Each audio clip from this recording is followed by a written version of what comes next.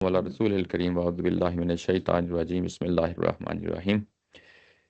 پچھلی دفعہ ہم آیا نمبر کیا ہے یار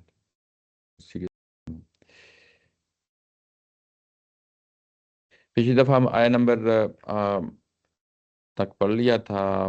کس آیت تک پڑھا تھا؟ جی، آیت نمبر 28 تک جو ہے نا وہ پڑھ لیا تھا۔ اب ہم آگے دیکھتے ہیں، آگے بڑھتے ہیں۔ اس میں کیا جو ہے نا چیزیں ہیں جو آگے پڑھنے والی ہیں، دیکھنے والی ہیں۔ پچھلے سیشن میں جو کچھ ہم نے دیکھا اس کو جو ہے نا میں چاہتا ہوں کہ ایک دفعہ، بلکہ شروع سے لے کے آخر تک، ابھی تک جو کچھ پڑھا ہے، کیونکہ آیت نمبر 28 پہ ابھی تک جو تمام تھیم جو ہم نے پڑھے ہیں وہ مکمل ہو گئے ہیں۔ یعنی یہ کہا گیا شروع میں کہ تمہیں جو ہے نا اب نکلنا ہے، داروگیری کرنی ہے، اور حج کے بعد تمہیں جو ہے نا یعنی انفرادی سطح پہ لوگوں کو جو بھی سامنے آتا ہے جو ظاہر ہے کہ مشرک ہے، اس کو موت کی نیند سلانا ہے۔ یہ ظاہر ہے کہ ایک بڑا اہم جو ہے نا یعنی اللہ تعالیٰ کی ذات کی طرف سے جو ہے نا فیصلہ ہے۔ جب بھی انسان اس کو اس اینگل سے دیکھتے ہیں کہ یہ انسان ہے، انسان کے ہاتھوں دوسرے انسان قتل ہو رہے ہیں، تو اتنی آسانی سے ہضم نہیں ہوتا۔ تو یہ ظاہر ہے کہ ہم اس کو جس اینگل سے دیکھ رہے ہیں، اس کو ہم شروع سے لے کے ابھی تک جن چیزوں کو دیکھا ہے اس کو میں آپ کے سامنے پھر سے جو ہے نا ذرا سمرائز کرتے ہوئے 1-2 منٹس میں جو ہے نا چیزوں کو آگے بڑھتے ہیں۔ یعنی یہ برات کا اظہار کیا گیا ہے، اس میں 4 مہینے کا اعلان کیا گیا ہے۔ 4 مہینے کا مطلب یہ ہے کہ اب اس کے بعد داروگیری شروع ہو جائے گی، یعنی قتل عام شروع نہیں ہوگا، داروگیری شروع ہوگی، یہی بات ہے۔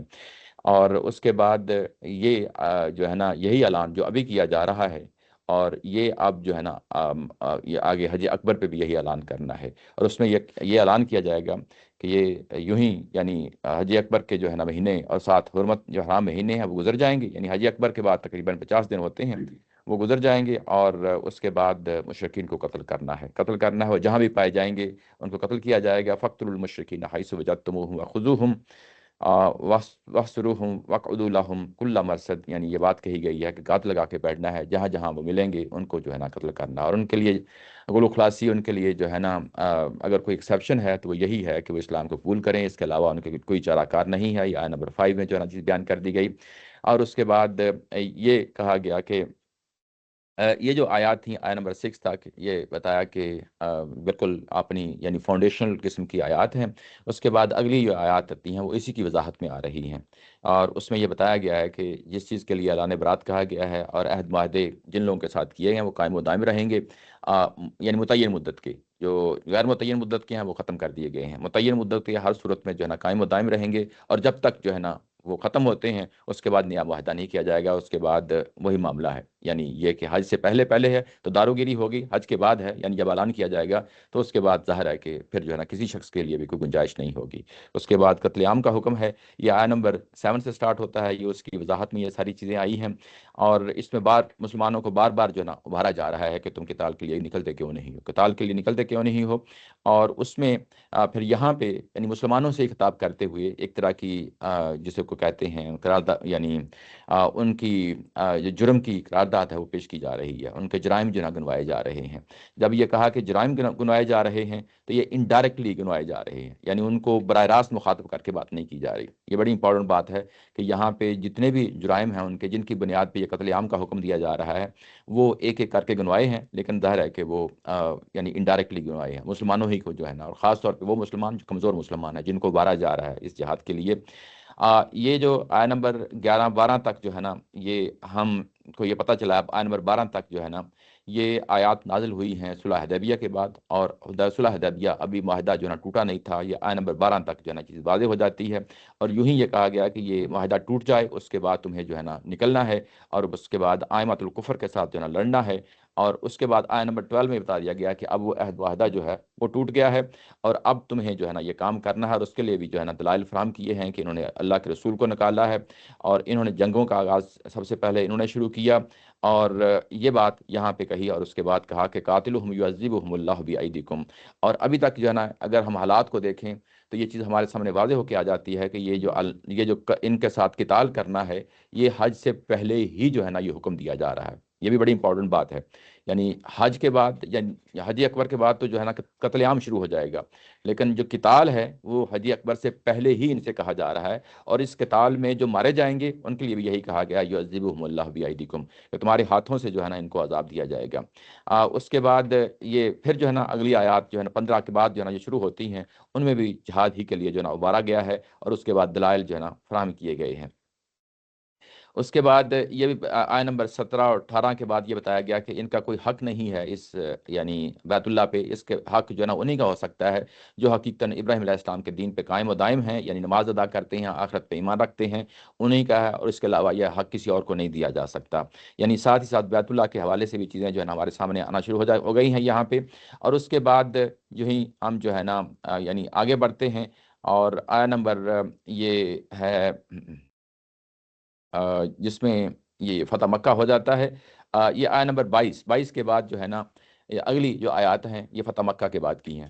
لیکن پھر بھی یعنی حج کا جو حج اکبر پہ اعلان کرنا ہے اس سے پہلے کی ہیں، حج اکبر کا اعلان کرنا اس سے پہلے کی ہیں، اور فتح مکہ کے بعد کی ہیں، اور جو غزوہ حنین ہو چکا ہے اس کے بعد کی ہیں. یعنی یہ چیزیں جو ہے نا ظاہر ہے کہ جو پلیسمنٹ ہے آیات کی وہ بڑی امپورٹنٹ ہے. اگر یہاں سے یہ پلیسمنٹ ہاتھ سے نکل جاتی ہے تو ہر چیز جو ہے نا تلپٹ ہو جاتی ہے. جی جی، کس پہلو سے؟ یعنی ابھی تک تیسرا جو ہے نا شجرہ ہم دیکھ رہے ہیں آیت نمبر 22 کے بعد. آیت نمبر 22 کے بعد یہ کہا گیا ہے کہ فتح مکہ کے بعد یہ آیات جو ہے نا نازل ہوئی ہیں، اور غزوہ حنین بھی ہو چکا ہے، لیکن حج اکبر کا جو اعلان کرنا اس سے پہلے ہے. یعنی یہ چیزیں ہم نے پچھلی دفعہ ہم نے اس کو بڑی تفصیل کے ساتھ دیکھ لیا تھا.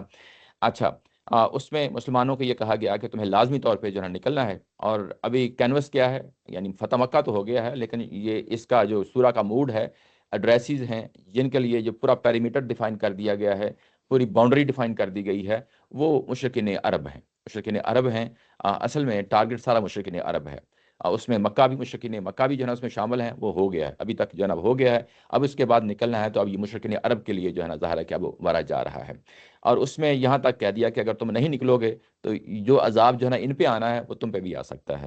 یعنی یہ آیت نمبر جو ہے نا 24 میں یہ چیز بیان ہوئی.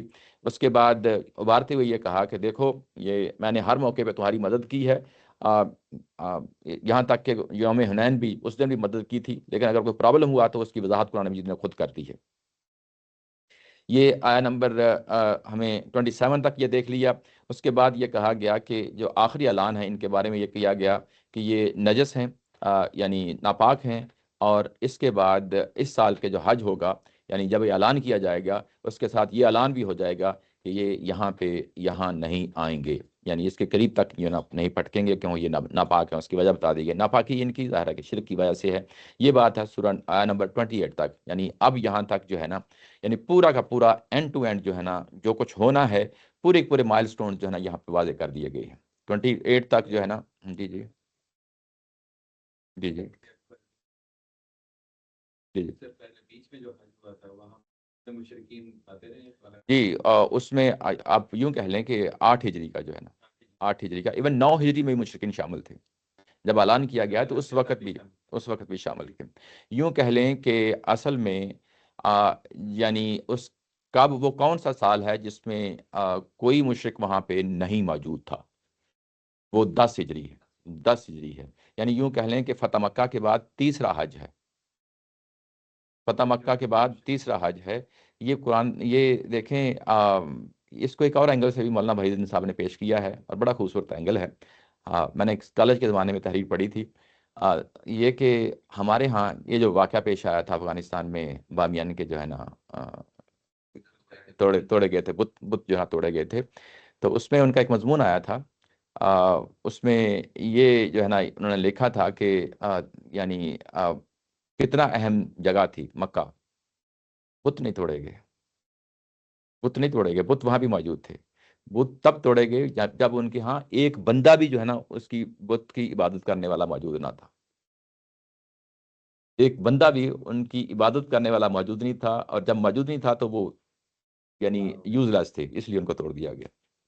اور اس کو جب غامدی صاحب سے جو ہے نا کچھ سال پہلے ایک انڈین صحافی، بڑا مشہور صحافی ہے اور ہندی کا، اس نے انٹرویو لیا تھا. اب مجھے یاد نہیں ہے کہ ان کا نام کیا ہے.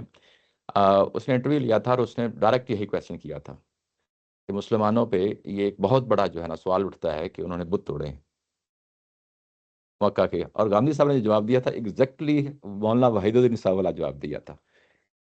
وہ توڑے تب ہیں جب وہاں پہ ایک بندہ بھی موجود نہیں تھا. جب موجود ہی نہیں ہے تو اس کو کیا کر کے رکھنا تھا وہاں پہ. ٹھیک ہے نا. یہ ایک چیز ہے جو 10 ہجری کو توڑنا تو نہیں وہاں پر تو حکم آیا ہے کہ وہ تو ایک اینگل ہے نا پیش کرنے کا. اس اینگل سے پیش کرنا ظاہر ہے کہ جب ہم قرآن کی بات کرتے ہیں وہ اس کے لیے تو ظاہر ہے پہلے ایمان لانا ضروری ہے, پوری سٹوری سنانا ضروری ہے نا. بات سامنے کے آدمی کو بات سمجھانے کے لیے تو یہ انڈرسٹوڈ ہے. یہ تو عقلی دلیل ہے. اس کو یوں نہیں کہہ سکتے کہ یہ نص پہ مبنی دلیل ہے, عقلی دلیل ہے کہ وہاں پہ موجود ہی کوئی نہیں تھا اس وقت.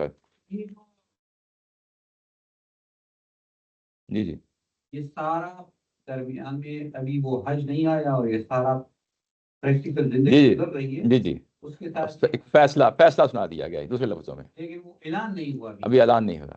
تو یہ اعلان کرنے سے جو اعتراض کرنے والے اعتراض اٹھا رہے ہیں کہ توڑ دیا کیا.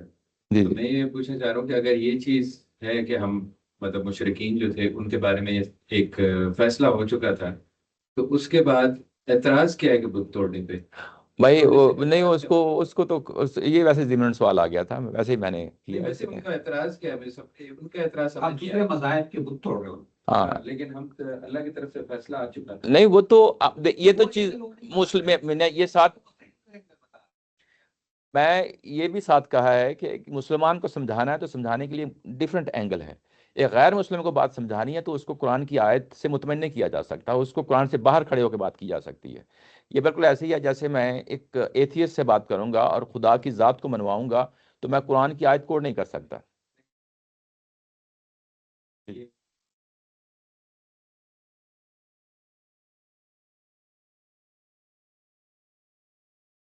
یہ تو irrelevant بحث ہے ہمارے اس سے.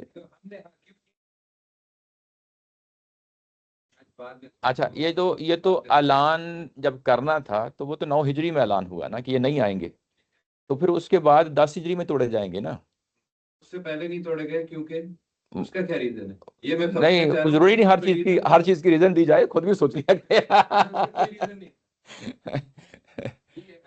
کب توڑے گئے 10 ہجری 10 ہجری نہیں فتح مکہ نہیں توڑے گے. تو اس کو قائم رکھنے کا ریزن کیا تھا کہ وہ عبادت بھائی جب یہ آئے ہیں 9 ہجری میں آئے ہیں تو ان کی جو حج کی رسومات جو بھی ہوتی تھیں اس میں بتوں کی پوجا بھی ہوتی تھی تو وہ کرنے دی گئی. یہ تو انڈرسٹوڈ. اصل میں سمجھنا چاہ رہا تھا کہ کیوں نہیں توڑے گا. جی جو 9 ہجری تک جو ہے ان کو جو ان کی رسومات میں شامل چیزیں تھیں, یوں کہہ لیں کہ 9 ہجری میں ننگا طواف بھی ہوا ہے. یعنی پیچھے پڑا ہے نا کہ ننگا طواف کرتے تھے باہر سے آنے والے, تو یہ 9 ہجری تک جو ہے نا ننگا طواف بھی ہوا ہے. اب بات سمجھ گئے, اب تو اور واضح بات ہو گئی کہ یہ چیزیں جو ہے نا یعنی 9 ہجری تک مسلمانوں کا قبضہ ہو چکا ہے, پاتے ہیں, اس کے باوجود جو ہے نا منع نہیں کیا. ہاں اس پہ سوچنے اس چیز کو میں سمجھ گیا. نہیں توڑنا تھا تب توڑا جب یہ فیصلہ ہو گیا کہ اب یہ جو علاقہ ہے نا اس کو پاک کرنا. ہاں جی ایکسیپشن ہے ان کی, نہ تو مندر بن سکتے ہیں. درست کہا. ہاں یہ ریزن ہے, یہ بڑی اسٹرانگ ریزن ہے کہ جب یہ کہا گیا کہ اس سال کے بعد عامہم ھذا, تو یہ تو حکم ہے خود قرآن مجید کا, اس سال کے بعد یعنی وہاں پہ مشرک نہیں ہوگا تو پھر ظاہر ہے کہ ہاں ایکسیپشن. یہ ایسے ہی بہرحال یہ چیز جو ہے نا آگے چلتے ہیں. کچھ چیزیں ہوتی ہیں وہ ضروری نہیں ہوتا کہ اس کی ہر چیز کی ڈیپتھ تک جایا جائے. جتنی چیز بتائی گئی ہے اس کو اتنی ہی رکھیں. اس کی ڈیپتھ تو یہاں پہ بتائی گئی ہے. ہاں نہیں تو وہ جی کہ جب تک وہ فیصلہ نہیں آئے گا کہ آپ کسی کے بتوں کو اس طرح نقصان نہیں پہنچا, اس کی عبادت گاہ کو نقصان نہیں پہنچا سکتے جب تک کہ اللہ نے بتایا. جیسے ہاں تو وہ آ گیا ہے کہ جب اصل میں فرد نہیں جائے گا وہاں پہ تو انڈائریکٹلی مطلب یہی ہے کہ اب اس کو ظاہر نہیں رکھا جائے گا. یہ ایسی ہاں لاجک. اللہ تعالیٰ کا قانون یہ ہے کہ چونکہ وہاں پہ رہا نہیں تو چلو توڑ دو. اللہ کی ایسا نہیں ہے, ایسا نہیں. اللہ تعالیٰ کا قانون جو ہے کہ آپ نہیں توڑ سکتے, لیکن ایکسیپشن ہے صرف مکہ کی. یہی ماننے تو پھر بامیان کے جو توڑے تھے وہ تو پھر بالکل ٹھیک تھا, وہ تو مشرقی کوئی نہیں. نہیں یہ اگر وہ ایکسیپشن اگر وہ مانتے تو پھر بھی اس چیز کو مان لیں جی وہ بھی کہ افغانستان میں تو پھر کوئی وہ بامیان ابھی وہ پیچھے لگایا ہوا چلدا دیے دوبارہ. بہرحال یہ تو ایک ضمنی بعض ضمنی حالانکہ یہ جواز بول نہیں سکتے. جی ان کو لوٹ بہرحال یہ تو ایک ضمنی جی جی عظیم صاحب کیا کہہ رہے ہیں؟ جی عظیم صاحب کیا کہہ رہے ہیں؟ کسی کی بھی عبادت گاہ ہو, یہی جو آیت ہے نمبر 28 وہ کسی کی آپ سعودی عرب والے کہتے ہیں کہ وہ بے شک وہاں پہ جیسے ہی اسی پہ کہتے ہیں. ایسے بھی زندگی وابستگی ہے اس کی. بہرحال یہ تو ضمنی چیز سے آگے بڑھتے ہیں. اچھا یہ اوورال جو ہے نا آپ لوگوں کو اس کے شروع سے لے کے ابھی تک جو ہے نا پوری جو ہے نا اس کی کنٹینیوٹی میں نظم میں کہیں جول نظر نہیں آئے گا. یہ ایک بڑی امپورٹنٹ بات ہے. جول سے مراد یہ ہے کہ ایک نظم ہے, شروع سے بات کہی جا رہی ہے, اس میں فہم کے ظاہر ہے کہ گنجائش ہو سکتی ہے, میں یہ نہیں کہہ رہا کہ, لیکن شروع سے آخر تک جو ہے نا ایک کنٹینیوٹی کے ساتھ ایک چیز, یہ تو واضح طور پہ obvious چیز نظر آ رہی ہے کہ یہ چیز جو ہے نا شروع سے لے کے آخر تک ایک نظم میں بات پروئی ہوئی ہے اور ایک تسلسل کے ساتھ بات آگے بڑھ رہی ہے, اور چیزیں آگے بڑھتے ہوئے جو ہے نا ہمیں ایک نتیجے تک پہنچا دیتی ہیں. یہ آیا نمبر 20 یعنی 8 تک جو ہے نا یہ چیز واضح ہو جاتی ہے. اب یہاں پہ آ کے چیپٹر جو ہے نا اس چیز کا کلوز ہو جاتا ہے. جی سوال جی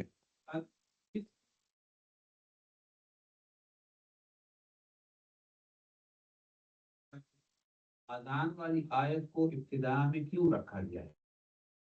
جی اعلان والی آیت کو اس کو آخر میں نہیں ہونا چاہیے, اصل لیتے کہ نہیں. جی دیکھیں جو برات اور اذان کی جو پچھلے شروع میں بات کہی گئی ہے نا, وہ بڑی امپورٹنٹ بات ہے. اس میں یہ کہا گیا کہ 4 مہینے کی مہلت ہے, اس کے بعد قتال ہے جو شروع ہونا ہے اگریسولی یعنی اوفینسولی, یعنی جو قتال ہے وہ شروع ہو جانا ہے, داروگیری شروع ہو جانی ہے. اور یہی آیات بتا رہی ہیں. معاہدات بھی توڑنے ہیں. معاہدات کی جو پوزیشن ہے وہ بتانا یہ ہے کہ اب آئندہ معاہدہ کوئی نہیں کیا جائے گا, جو ایگزسٹنگ معاہدے ہیں ان کی مدت تک جو ہے نا ان کو قائم و دائم رکھا جائے گا. بات سمجھ گئے نا؟ یعنی یہ چیزیں پہلے سے بتائی جائیں گی اور ٹائم فریم پورا دیا جائے گا. اور اس کے بعد یہ بتا دیا گیا کہ حج تک, اور حج تک وہ 9 ہجری تک ہے, اور 9 ہجری تک جو ہے نا یہ پورا ٹائم تقریباً کہہ لیں کہ کوئی 1.5 پونے 2 سال کا بنتا ہے. اس پورے عرصے میں ظاہر ہے کہ یہ کیا مسلمان نہیں, مسلمانوں نے آگے پہنچانا تھا نا, مسلمانوں نے پہنچانا تھا آگے. کیونکہ اعلان تو پہنچاؤ, یہ سارا کچھ ہو رہا ہے. نہیں وہ مسلمانوں کے ذہن میں تو ہے نا اعلان. دیکھیں کہ جو آخر میں یہ اعلان کی جو نوعیت ہے وہ یہ ہے, اصل میں معاہدوں سے بات شروع ہوئی ہے. اعلان اوپر جو کیا گیا ہے کہ اب داروگیری کی جائے گی, قتال کیا جائے گا, تمہیں گھیرا جائے گا, لیکن اس کے درمیان میں جو عہد معاہدے ہیں جو آڑے میں آئیں گے, اس میں جو ہے نا جو متعین مدت کے جو عہد معاہدے ہیں وہ تو پورے کیے جائیں گے. لیکن جب کوئی بات کو نہیں پہنچی ہے تو بات کس سے ہو رہی ہے؟ بات ڈائریکٹلی ظاہر مسلمانوں سے سٹارٹ ہوئی ہے نا, تو مخاطبین مسلمان ہے, یہاں پہ بات مسلمانوں نے پہنچانی ہے وہاں تک. یہ اللہ تعالیٰ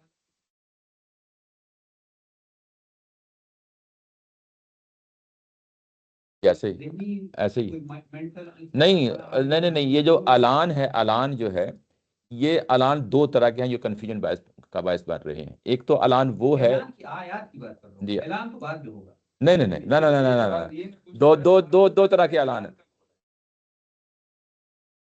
کیونکہ یہ جو آیات کی ترتیب ہے نا, ابھی ہم حنین پر پہنچے تو اعلان تو ہوا نہیں ہے. اعلان 2 طرح کے ہیں, اعلان آیت پہلے سے آئی. میں وہ کہہ رہا ہوں نا کہ اعلان 2 طرح کے ہیں. اعلان دونوں طرح کو جو ہے نا مکس نہیں کرنا چاہیے. جو پہلا اعلان ہے وہ یہ ہے کہ 4 مہینے کی مہلت تمہیں دی جاتی ہے, اس کے بعد داروگیری شروع ہو جائے گی, قتال شروع ہو جائے گا. اس کے بعد کہا گیا کہ یہ داروگیری کب تک چلتی رہے گی, یہ حج کے اعلان تک چلتی رہے گی. اس کے بعد پھر یہ قتال جو ہے قتال کنورٹ ہو جائے گا قتل عام میں. تو یہ پہلا اعلان ہے وہ اصل میں یوں کہہ لیں کہ قتال کا اعلان ہے. پہلا اعلان قتال کا اعلان ہے. اوفینسولی ابھی تک مسلمان ہوا ہے کہ نہیں ہوا؟ وہ تو ہوا ہے, وہ 4 مہینے جو ہے نا وہ اس معاہدہ بھی کینسل ہوا ہے, اسی اعلان کے بیس پہ ہوا جی ہے. پہلا اعلان وہ اعلان کہاں ہوا ہے؟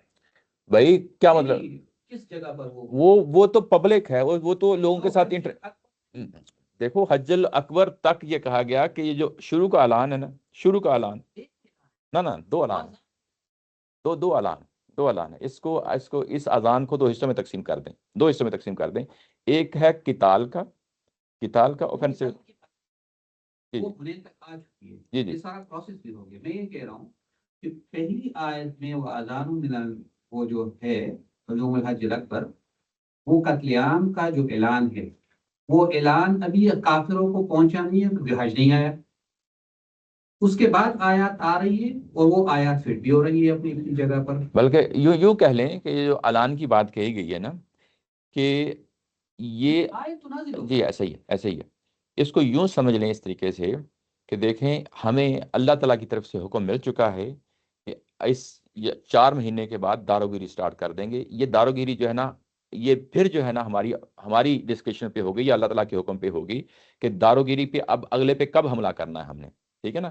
یعنی پہلے مرحلے میں بس اتنی بات کہی گئی کہ دیکھو داروگیری سٹارٹ ہو جائے گی، قتال شروع ہو جائے گا، مختلف قبیلوں سے لڑائیاں شروع ہو جائیں گی، اور یہ کب تک جاری رہیں گی؟ یہ حج کے موسم تک جاری رہیں گی. حج کا موسم آئے گا تو اس کے بعد یہی اعلان جو ہے نا وہاں پہ کیا جائے گا، لیکن اس میں ایک اضافی چیز بھی وہاں شامل کر دی جائے گی کہ اب جو ہے نا، اب جو قتال کا حکم تھا یہ محض قتال کا حکم نہیں رہ جائے گا بلکہ قتل عام کا حکم ہو جائے گا. بات سمجھے؟ یعنی یہ کہ اس حج کے اعلان تک قتال کیا جائے گا، قتل عام نہیں کیا جائے گا. ٹھیک ہے نا. اور اس دوران لوگوں کو مغلوب کیا جائے گا، غلبہ ان پہ جو ہے نا جاری و ساری جاری رہے گا. اور اس کے بعد جو لوگ بچ جائیں گے، وہ کتنے بچ جائیں گے وہ تو ظاہر تاریخ نے ہمیں بتا دیا کہ اتنے زیادہ نہیں تھے.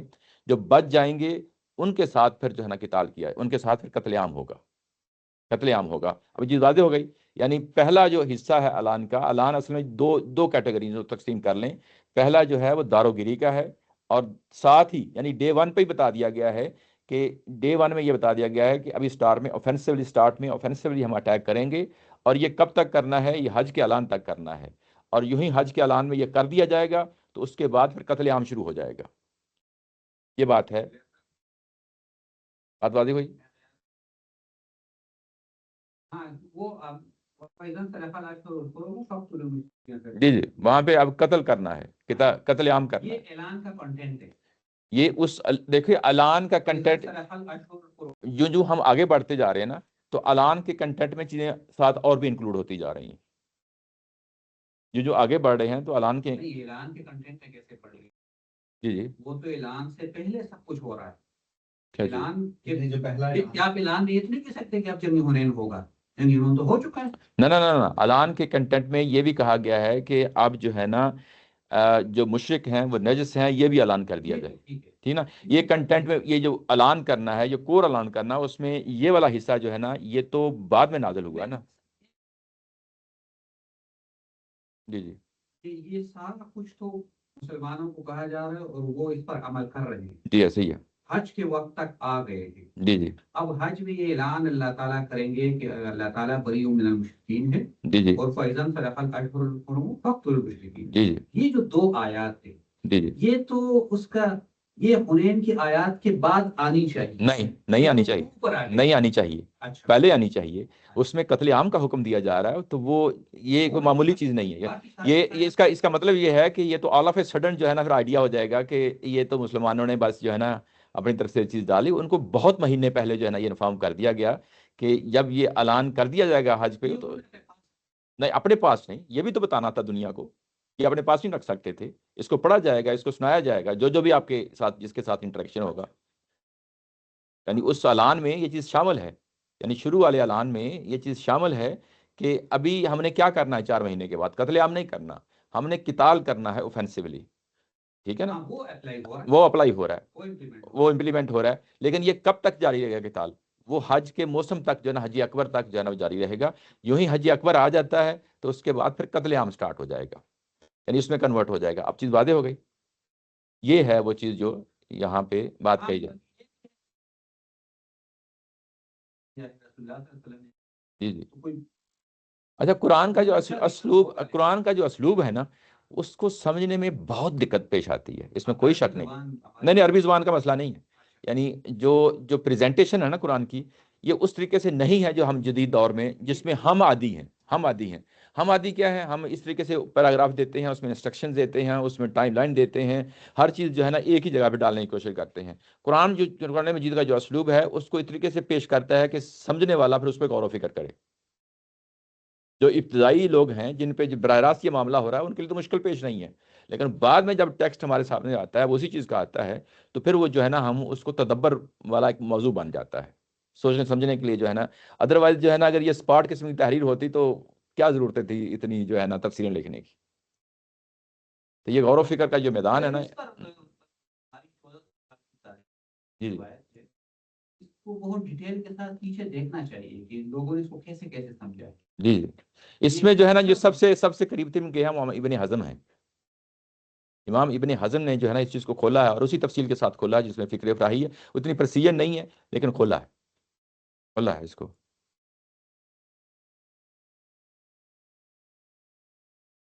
اچھا اس کے بعد آگے بڑھتے ہیں. یہ آیا نمبر 29 تک جناب ہم نے دیکھ لیا, سوری 28 تک دیکھ لیا. ابھی تک جو ہے نا معاملہ تھا یہ مشرکین عرب تک. ابھی تک معاملہ کہاں تک تھا؟ مشرکین عرب تک. اب آگے بات بڑھنے لگی ہے اہل کتاب کی طرف. یعنی قرآن نے دونوں کو علیحدہ رکھا ہے, یہ بھی امپورٹنٹ بات ہے. یعنی دونوں کو کسی سٹیج پہ بھی آپس میں مکس نہیں کیا, اس لیے کہ ان کے لیے حکم جو ہے نا بالکل ہی علیحدہ ہے اور لگتا بھی ہے ہونا بھی چاہیے. یعنی وہ پہلے سے ایک الہامی جو ہے نا جو روایت ہے مذہب کی اس کو لے کے چل رہے ہیں, اور ان کے ساتھ کیونکہ انہوں نے اون نہیں کیا شرک کو, انہوں نے شرک کو اون کر لیا ہے, پیچھے آ چکا ہے, شرک کو اون کر لیا ہے. شرک کی بنیاد پہ تفریق رکھی ہے اللہ تعالیٰ کی ذات نے, اور قیامت والے دن بھی ہوگی.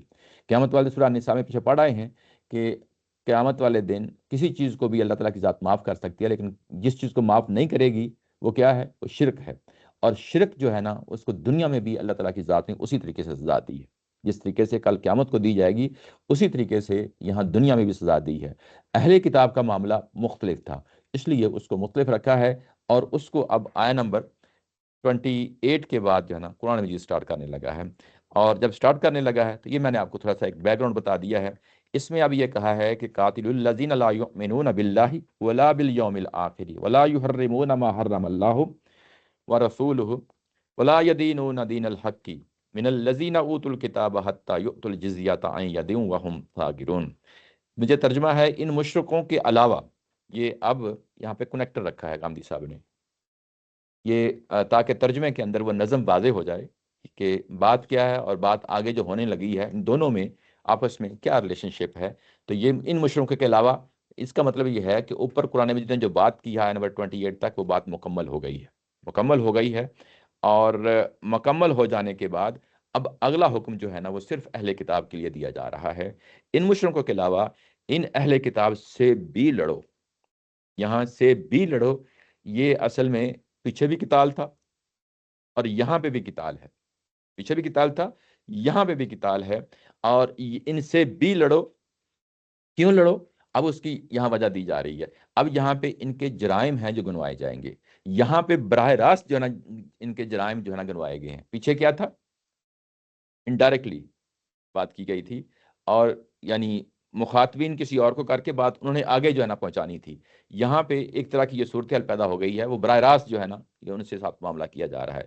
ان سے لڑو, اور اس کے ساتھ جو اس کی وجہ بتائی گئی ہے کہ یہ اللہ پہ ایمان نہیں رکھتے, آخرت پہ ایمان نہیں رکھتے, اور نہ ہی ان چیزوں کو حرام ٹھہراتے ہیں جس کو اللہ اور اللہ کے رسول نے حرام ٹھہرایا ہے, اور نہ ہی اس دین حق کو قبول کرتے ہیں بطور دین کے. یدینون یعنی بطور دین کو یعنی اختیار کر لینا, اور نہ ہی دین حق کو بطور دین اختیار کرتے ہیں. من الذین, یقین کے بارے میں بات ہو رہی ہے, کہا گیا اوت الکتاب, جن کو کتاب دی گئی.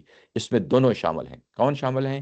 یعنی یہودی بھی شامل ہیں اور نصارہ بھی شامل ہیں. آگے اور مزید کھل جائے گا, لیکن ظاہر ہے کہ پہلے فاؤنڈیشنل سٹیٹمنٹ ہے, اس سٹیٹمنٹ کی بنیاد پہ یہ کہا گیا ہے کہ ان اہل کتاب کو جو ہے نا ساتھ لڑو.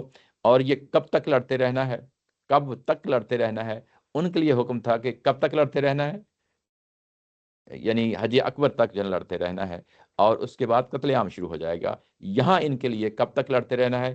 حتی یؤتوا الجزیہ, یہ اس سٹیج پہ تک اس کو لانا ہے یہاں پہ یہ مکمل طور پہ مغلوب ہو جائیں, اور وہ جزیہ دیں نمبر 1, اور اس کے بعد آئیں یدید اپنے ہاتھوں سے دیں, ٹھیک ہے نا, یہ اور اس کے بعد اپنے آپ کو اس پوزیشن میں لے آئیں کہ وہ ماتحت بن کر رہیں. یہ 3 چیزیں ہیں جو یہاں پہ بیان کی گئی ہیں. اب ان کو ہم جو ہے نا دیکھتے ہیں ایک ایک کر کے کہ ان کی نوعیت کیا ہے, اور اس طریقے سے آگے بڑھتے ہیں. اچھا, یہ جو آیا نمبر 29 پڑھی ہے اس کو آگے قرآن مجید نے آیت نمبر 30 اور 31 میں کھولا ہے، 30 میں 31، لیکن اس کے باوجود ظاہر ہے کہ یہاں پہ بھی فوکس کرتے ہیں کہ یہ کیا وجہ ہے کہ یہاں پہ جو چیزیں بیان کی گئی ہیں ان کی نوعیت کیا ہے۔ یہ کہا گیا کہ ان سے لڑو یہ اللہ پہ ایمان نہیں رکھتے اور آخرت پہ ایمان نہیں رکھتے، یعنی ایمانیات میں اگر کوئی چیز دیکھنی ہے تو یہی دو بنیادی چیزیں ہیں۔ ہمارے پاس بھی یعنی مسلمانوں کے پاس بھی اگر کوئی بات کہے کہ ایمانیات میں کور کون سی دو چیزیں ہیں، یہی دو چیزیں ہیں، توحید اور آخرت۔ یہاں پہ بھی توحید اور آخرت کو ہی رکھا ہے، باقی جتنے بھی ایمانیات کی چیزیں ہیں کیا چیزیں ہیں؟ رسول پہ ایمان ہے، کتاب پہ ایمان ہے، فرشتوں پہ ایمان ہے، وہ اس کی ذیل میں آتی ہیں۔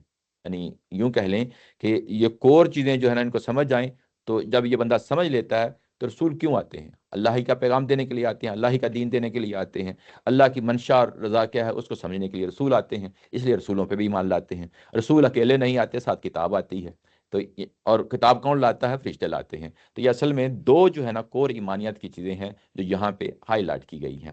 اچھا، ہم جانتے ہیں، پیچھے پڑھ آئے ہیں، سورہ بقرہ میں پڑھ آئے ہیں، سورہ نساء میں پڑھ آئے ہیں، سورہ مائدہ میں، آل عمران میں، سب پڑھ آئے ہیں، وہ کسی نہ کسی درجے میں ایمان رکھتے تھے، لیکن قرآن نے یہاں پہ ان کی بالکل نفی کر دی ہے۔ یہ ایک بڑا اہم سوال ہے، بالکل نفی کر دی ہے۔ یہ جو قرآن، یہ پھر وہی یعنی اسلوب کا مسئلہ ہے۔ اس کو اگر سورہ بقرہ کی بالکل ابتدائی آیات ہیں، اگر آپ اس کو سامنے رکھیں جس میں یہ کہتے ہیں کہ ہم ایمان لائے، اور اللہ تعالیٰ کی ذات ان کے ایمان کو قبول نہیں کر رہی کہ یہ جھوٹ بولتے ہیں، یہ ہرگز ایمان نہیں لائے۔ یاد ہے نا وہاں پہ یہ سورہ بقرہ کے شروع میں یہ آیات آتی ہیں، تو یہ بالکل اسی نوعیت کا ہے۔ مطلب یہ ہے کہ ایک ہوتا ہے حقیقت ایمان اور ایک ہوتا ہے اس کی بنیاد پہ آپ کا جو رویہ، یہ دونوں میچ نہ کریں تو یہ قابل قبول نہیں ہے اللہ تعالیٰ کی ذات کو۔ بات سمجھ رہے ہیں نا؟ یعنی ایک چیز ہوتی ہے کہ آپ حقیقت ایمان جو ہے نا یا حقیقت دین کیا ہے اور باہر آپ کا رویہ کیا ہے، اس کی بیس پہ جو ہے نا یہ فیصلہ ہوتا ہے۔ اللہ تعالیٰ کی ذات سارا قیامت والے دن بھی اسی بنیاد پہ فیصلہ کرے گی کہ دیکھیں یہ تم نے ایک چیز ایمان رکھا اس چیز کا، لیکن اس پہ جو ہے نا تم نے ایمان نہیں رکھا۔ وہ آگے جو ہے نا اگلی آیت میں بھی آ رہا ہے، اس کی وضاحت آ جائے گی۔ یہ بالکل ایسے ہی ہے جیسے جو ہے نا آخرت کے بارے میں اہل یہود کا یہ نقطہ نظر تھا کہ ہم اللہ کی چہیتی امت ہیں، اولاد ہیں پیغمبروں کی۔ یہ سورہ بقرہ میں بڑی تفصیل کے ساتھ پڑھا ہے، اللہ تعالیٰ کی ذات نے اس کو قبول نہیں کیا، اس کو بالکل ہرگز جو ہے نا قبول نہیں کیا، اور اس کی بنیاد کیا ہے کہ ظاہر ہے کہ ان کا عقیدہ جو ہے نا آخرت کے بارے میں مسخ ہو گیا ہے، مسخ ہو گیا ہے۔ ایسے ہی اللہ پہ ایمان نہیں رکھتے تو اس کا کیا مطلب ہے؟ اللہ پہ ایمان نہیں رکھتے اس کا مطلب یہ ہے کہ عیسائیوں نے اصل میں اللہ کی ذات کے ساتھ کسی اور کو بھی شامل کر لیا ہے۔ اس کو کر لیا ہے، عیسیٰ علیہ السلام کو کر لیا ہے۔ اگلی آیت میں پتہ چلے گا کہ عزیر، حضرت عزیر ان کے جو ہے ایک پیغمبر ہیں بائبل میں عزرا کے نام سے، ان کو بھی انہوں نے اللہ کا بیٹا بنا لیا ہے۔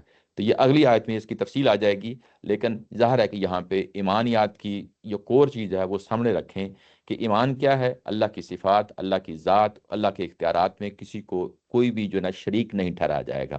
یوں ہی اس کو ڈائلیوٹ کرتے ہیں، نیچے لے کے آتے ہیں، ساتھ کسی اور کو بھی شامل کر دیتے ہیں، تو وہ ایمان باللہ نہیں رہ جائے گا، قطع نظر اس چیز کے کہ آپ ایک بڑی برتر ہستی کو مانتے ہیں۔ یعنی جو لوگ شرک کرتے ہیں، ایون مسلمانوں کے ہاں بھی جو شرک کرتے ہیں، کیا وہ اللہ کی ذات کو نگیٹ کر دیتے ہیں؟ نگیٹ نہیں کرتے۔ ایون مشرکین نے جو مکہ ہیں انہوں نے بھی نگیٹ نہیں کیا تھا، انہوں نے یہ کہا تھا کہ یہ بت جو ہیں یہ ہمارے اصل میں اللہ تک پہنچانے کا واسطہ ہے، ذریعہ ہے، ہمیں قریب لے جاتے ہیں اللہ تعالیٰ کی ذات کے ساتھ۔ تو اس کو اللہ تعالیٰ نے صریحاً شرک کہا ہے، اس کو وہ آن کرتے تھے، لیکن یہ لوگ جو ہے نا یہ آن نہیں انہوں نے کیا، بلکہ اپنی تعویل پیش کرتے ہیں، یعنی عیسائی بھی اور یہودی بھی، یعنی اس چیز کے بارے میں۔ تو اللہ پہ ایمان کا جو ہے نا ان کا مخدوش ہو گیا، اور ایسے ہی آخرت پہ ایمان ان کا مخدوش ہو گیا۔ اور اس کے بعد یہ کہا کہ نہ ہی جو ہے نا ان چیزوں کو حرام ٹھہراتے ہیں جن کو اللہ اور اللہ کے رسول نے حرام ٹھہرایا ہے۔ یہ کیا ہے؟ مطلب یہ ہے کہ حضرت موسیٰ علیہ السلام ایک کتاب لے کے آئے ہیں، تورات لے کے آئے ہیں، اور اس میں بے شمار چیزیں ایسی ہیں جس میں انہوں نے اپنے علماء، اپنے اگلی آیت میں یہ واضح ہو جائے گا کہ انہوں نے ان کو جو ہے نا مان لیا، اور جو اصل آیات تھیں، اصل حکم تھا، اس کو چھوڑ دیا، اور جو بعد میں لوگوں نے چیزیں بیان کی، علماء نے بیان کی، فقیہ حضرات نے بیان کی، ان کو اختیار کر لیا۔ تو اس کا مطلب یہ ہے پھر کنٹرڈکشن پیدا ہو گئی۔ پہلی کنٹرڈکشن جو پہلے حصے میں تھی کہ انہوں نے اللہ کا بیٹا جو ہے نا اس کو بھی شامل کر لیا، دوسرے جنشریت میں بھی انہوں نے مداخلت کر دی، دونوں جگہوں پہ ایمانیت میں بھی مداخلت کی اور اس کے بعد شریعت میں بھی مداخلت کی۔ اس کے بعد جب دین حق ان کے پاس آ گیا، یعنی یہ پیغمبر آ گئے، پیغمبر حضرت محمد صلی اللہ علیہ وسلم آ گئے، ان کی کتاب کے مطابق آ گئے، یہ سورہ اعراف میں پیچھے پڑھائے ہیں، ان کی کتاب کے مطابق آ گئے، پیشن گوئیوں کے مطابق آ گئے، اور انہوں نے مان بھی لیا۔ یہ سورہ بقرہ میں آیا ہے، بالکل اسی طرح پہچانتے ہیں جس طرح اپنی اولاد کو پہچانتے ہیں، مان بھی لیا، تو اس کو بطور دین حق کو انہوں نے قبول نہیں کیا۔ یعنی یوں کہہ لیں کہ جو پہلا حصہ ہے اللہ پہ ایمان، آخرت پہ ایمان، شریعت پہ ایمان، یہ تو ان کی اپنی کتاب میں موجود تھا۔ یعنی یہ جو پہلا اتمام حجت کا جو پہلو ہے جس میں آ کے فائنل سٹیٹمنٹ دی جا رہی ہے، اصل میں یہ وہی بات ہے یہ سورہ مائدہ میں کہی گئی ہے، جب تک یہ تورات اور انجیل کو قائم نہیں کر لیتے تب تک جو ہے نا یہ اللہ پہ ان کا ایمان جو ہے نا مخدوش ہے۔ یہ سورہ مائدہ میں بتایا گیا ہے۔ تو یہاں پہ بھی اگر ہم نے ریلیٹ کرنا ہے اس بات کے ساتھ، تو یہاں پہ اللہ پہ ایمان، آخرت پہ ایمان، شریعت پہ جو ہے نا عمل کرنا، یہ ان کی شریعت کے مطابق یہاں پہ یہ معاملہ ہو رہا ہے۔ اس کے بعد ولا یدینون دین الحق، یہ اب نئے پیغمبر کی جو بات ہے اس کو قبول کرنا ہے، یعنی نئے پیغمبر کو قبول کرنا ہے، نئے پیغمبر کا لایا ہوا دین قبول کرنا ہے، یہ اس کو بھی قبول کرنے کے لیے تیار نہیں ہے۔ تو گویا کہ یہاں پہ 3 کیٹیگریز میں، 3 لیئرز میں جو ہے نا یہاں پہ اتمام حجت ہوا ہے۔ پہلے ہے ایمانیت، دوسرا شریعت جو ان کی اپنی، اس کے بعد تیسرا اس پیغمبر کا آنا، اس کو قبول کرنا۔ تو یہ 3 پہلو ہیں جس کی بنیاد پہ یہ فیصلہ کیا جا رہا ہے، اور یہ کن کے ساتھ کرنا ہے؟ یہ بتایا گیا کہ اوت الکتاب، جن کو کتاب دی گئی۔ اب یہ کون ہے؟ نصارہ اور جو ہے یہود، آگے پتہ چل جاتا ہے۔ اور یہ کہا گیا کہ ان سے جب تک یہ جزیہ نہ دیں، یہ جنگ جو ہے نا جاری رہے گی، یعنی جزیہ نہ دیں۔ یہ جزیہ جو ہے اصل میں مغلوبیت کی نشانی ہے۔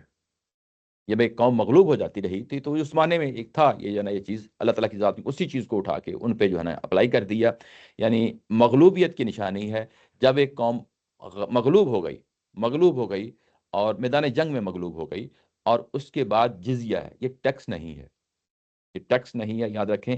اس کے بعد جو فقہی جزیات ہیں ان کے ساتھ بھی اس کا کوئی تعلق نہیں ہے۔ یعنی مسلمانوں نے بعد میں جو فقہی چیزیں جو ہے نا اس میں انہوں نے اپنی طرف سے جو ہے نا کچھ چیزیں ڈالی ہیں اس میں، ظاہر ہے کہ اس کی ایک ڈیفرنٹ انٹرپریٹیشن ہو سکتی ہے۔ یہاں پہ اکیلا جزیہ کی بات نہیں ہو رہی، یہ ایک پورا پیکج ہے۔ یعنی یوں ہی ہم یہ کہتے ہیں جزیہ، تو ہم یہ سمجھتے ہیں کہ شاید یہ عمومی جزیہ کی بات ہو رہی ہے، یا ہماری جو فقہی جزیہ اس کی بات ہو رہی ہے۔ یہاں پہ ساتھ کنڈیشنل سٹیٹمنٹ آئی ہے، آئیں یدیم وہم صاغرون، یہ اس کو پورے پیکج کو ایک پورا پیکج بنا دیتی ہے۔ یعنی یوں ہی آپ جزیہ کہیں گے تو اس کے ساتھ ان الفاظ کو شامل نہیں کر سکتے۔ جزیہ ایک علیحدہ سے جو ہے نا ایک ٹرم ہو جائے گی، ایک علیحدہ سے اصطلاح ہو جائے گی، اس کو آپ جس اینگل سے بھی دیکھنا چاہیں وہ اپنی طور پہ دیکھیں۔ لیکن قرآن نے صرف جزیہ کی بات نہیں کہی، انہوں نے کہا ہے کہ اپنے ہاتھوں سے دیں۔ جب ایک شخص اپنے ہاتھوں سے دیتا ہے تو اس کا کیا مطلب ہوتا ہے؟ ید کا مطلب یعنی یہاں فیگوریٹیولی آیا ہے، یعنی جس کا آپ کا ہاتھ اوپر ہوتا ہے تو کیا ہوتا ہے؟ یعنی آپ ایک غلبے کی پوزیشن میں ہوتے ہیں، آپ حکمرانی کی پوزیشن میں ہوتے ہیں، آپ کے پاس جو ہے نا اقتدار ہوتا ہے، آپ کے پاس جو ہے نا ایک ڈومیننٹ پوزیشن ہوتی ہے، اس کے تحت جو ہے نا اپنا فیصلہ کر رہے ہوتے ہیں۔ تو اس کا مطلب یہ ہے کہ جب وہ اپنے ہاتھوں سے دیں گے، دینے والا کون ہے اور لینے والا کون ہے؟ یعنی یہ تو اپنے ہاتھوں سے دیں گے نا، تو اس کا مطلب یہ ہے کہ انہوں نے اس کو قبول کر لیا ہے، اس کو قبول کر لیا ہے، اس حکمرانی کو، اس غلبے کو قبول کر لیا ہے۔ وَهُمْ صَاغِرُونَ، صاغر کا جو لفظ ہے اس کا معنی ذلیل ہوتا ہے۔ یہ جب ہم اردو میں ذلیل کہتے ہیں تو عربی میں اس کا معنی اور ہے۔ جب ہم اردو میں ذلیل کہتے ہیں تو عربی میں اس کا معنی اور ہے۔ جو عربی میں ہم جو ہے نا جو ہم ذلیل کہتے ہیں، اگر ہم نے عربی میں اس کو ٹرانسلیٹ کرنا ہے تو وہ صاغرون کا ورڈ ہے، چھوٹا۔ یعنی یہاں پہ صغیر کا یعنی لفظی مطلب تو چھوٹا ہی ہوتا ہے، چھوٹے سے مطلب یہ ہے کہ آپ کی ذلت کن جو ہے نا زندگی ہو۔ اس کو ٹیکس نہیں، کیا مطلب؟ ٹیکس جی میں اس کے آتا ہوں، لیکن ابھی فی الحال جو ہے نا یعنی یہ جزیہ کو علیحدہ کر لیتے ہیں، لیکن فی الحال جو ہے نا ابھی جزیہ کے ساتھ کچھ کنڈیشن لگی ہیں، ان کو سمجھ لیں، وہ واضح ہو جانی چاہیے۔ یعنی یہ پوزیشن، یعنی یہ جہاں پہ لفظ جزیہ استعمال ہوا ہے اس کے ساتھ یہاں پہ یعنی اس کو صرف جو ہے نا جزیہ کو، جب جزیہ کا لفظ سامنے آتا ہے تو آپ کے ذہن میں صرف جزیہ کی تصویر نہیں آنی چاہیے۔ جب یہاں پہ سزا دی جا رہی ہے تو یہاں پہ جزیہ کا لفظ جو ہے نا محض جزیہ کا لفظ استعمال نہیں ہوا، کنڈیشن یہ چھوٹے بن کے رہے۔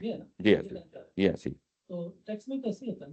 جی نہیں وہ تو اس پہ آ جاتے ہیں، نہیں اس پہ آ جاتے ہیں۔ اچھا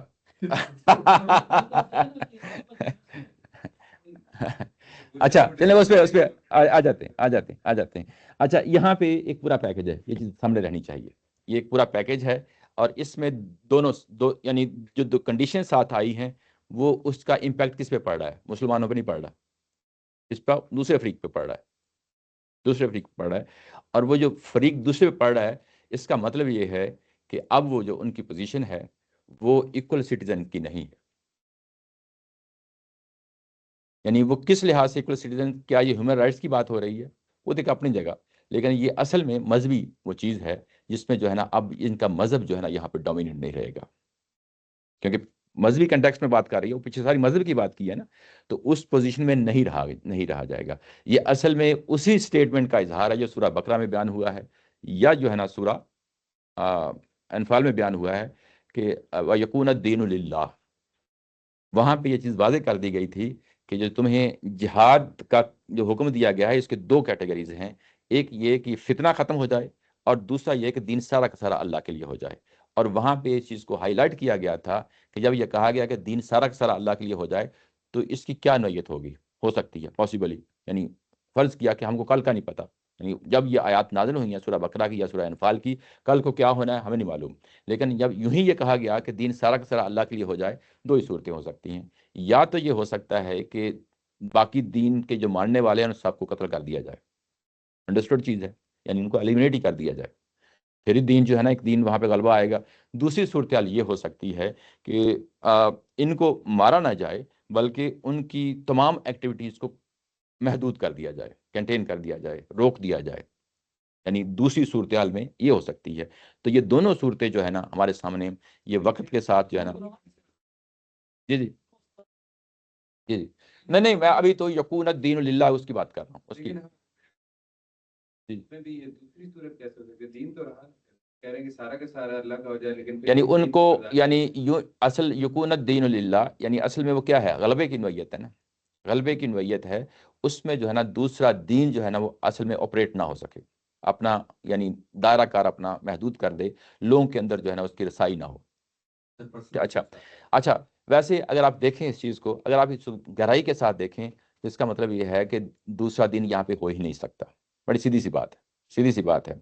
اچھا یہ جو بات یہاں پہ یہ کہی گئی ہے کہ ابھی سٹل جو ہے نا یہ ان کا وجود ہوگا، یعنی یہاں پہ آیا نمبر 29 میں آ کے ہمیں پتہ چلتا ہے کہ اصل میں یہ جو ذلت کن زندگی ہے اس میں رہیں گے، مذہب تو وجود میں رہے گا، لیکن آگے سورہ حشر میں جا کے جو ہے نا اس چیز کو مزید کھولا ہے کہ ان کی اصل سزا تو وہ ہے کہ یہ ان کو یعنی اگر در بدر کی سزا نہ دی ہوتی تو ان کو یہاں سے نکال دیا جاتا.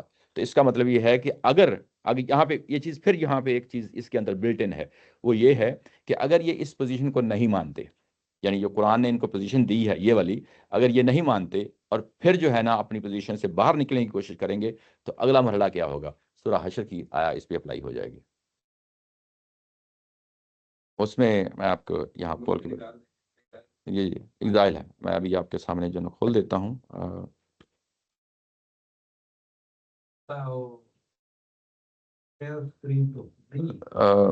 ادھر نہیں ہے لیکن ظاہر ہے کہ یہ کچھ نہ کچھ گزارا تو کرنا ہی پڑے گا، تو چلتا رہے گا. اچھا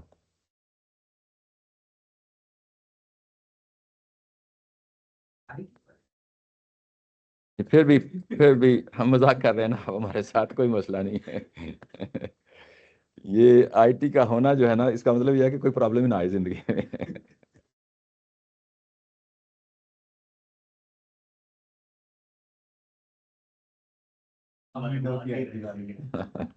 یہ لوگ کہتے ہیں کہ جو ایپل والے وہ ماتحت بنتے چلیں یہ اب جو ہے نا یہ ہمارے سامنے چلیں. بہرحال میں کھولتا ہوں. یہ ہے سورہ صف ہے. چلیں اس کے بعد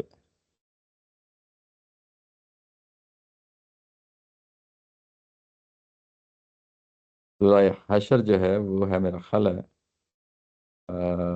کس سورہ میں ہے؟ گروپ میں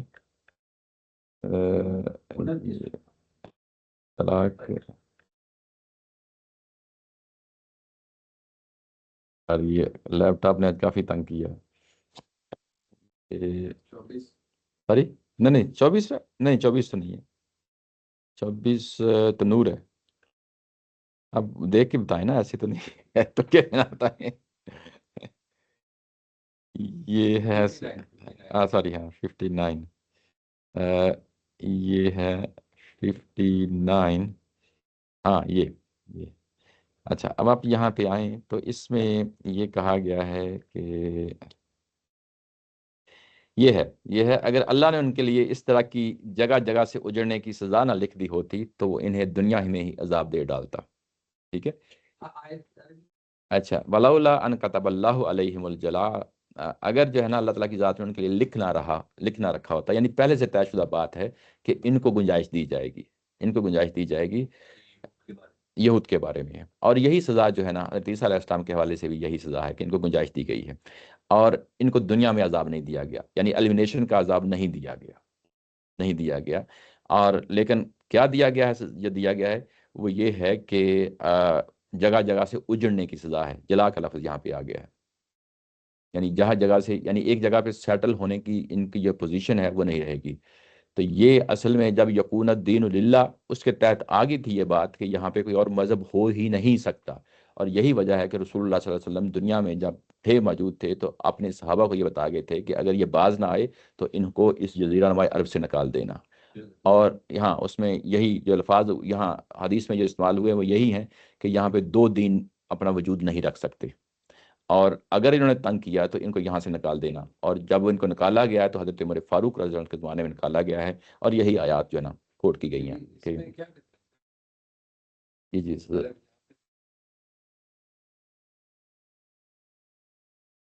جی جی اپنی بات ہو رہی ہے کہ ہم جزیہ دیں گے, یہ جزیہ بھی ان کے لیے عذاب ہی ہے.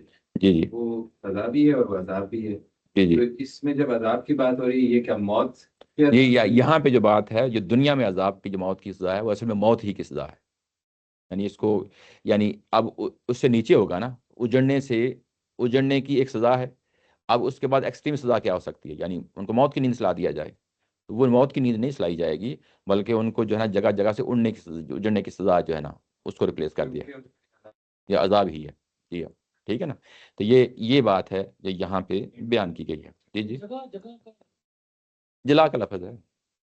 جلاوطن کسی جگہ سے صرف مکہ سے. مکہ سے نہیں, ہر جگہ سے یہ شروع سے اللہ تعالیٰ کی ذات نے جو ہے نا ان کے بارے میں یہ بتایا ہے کہ عمومی قانون یہی ہے بنی اسرائیل کے بارے میں.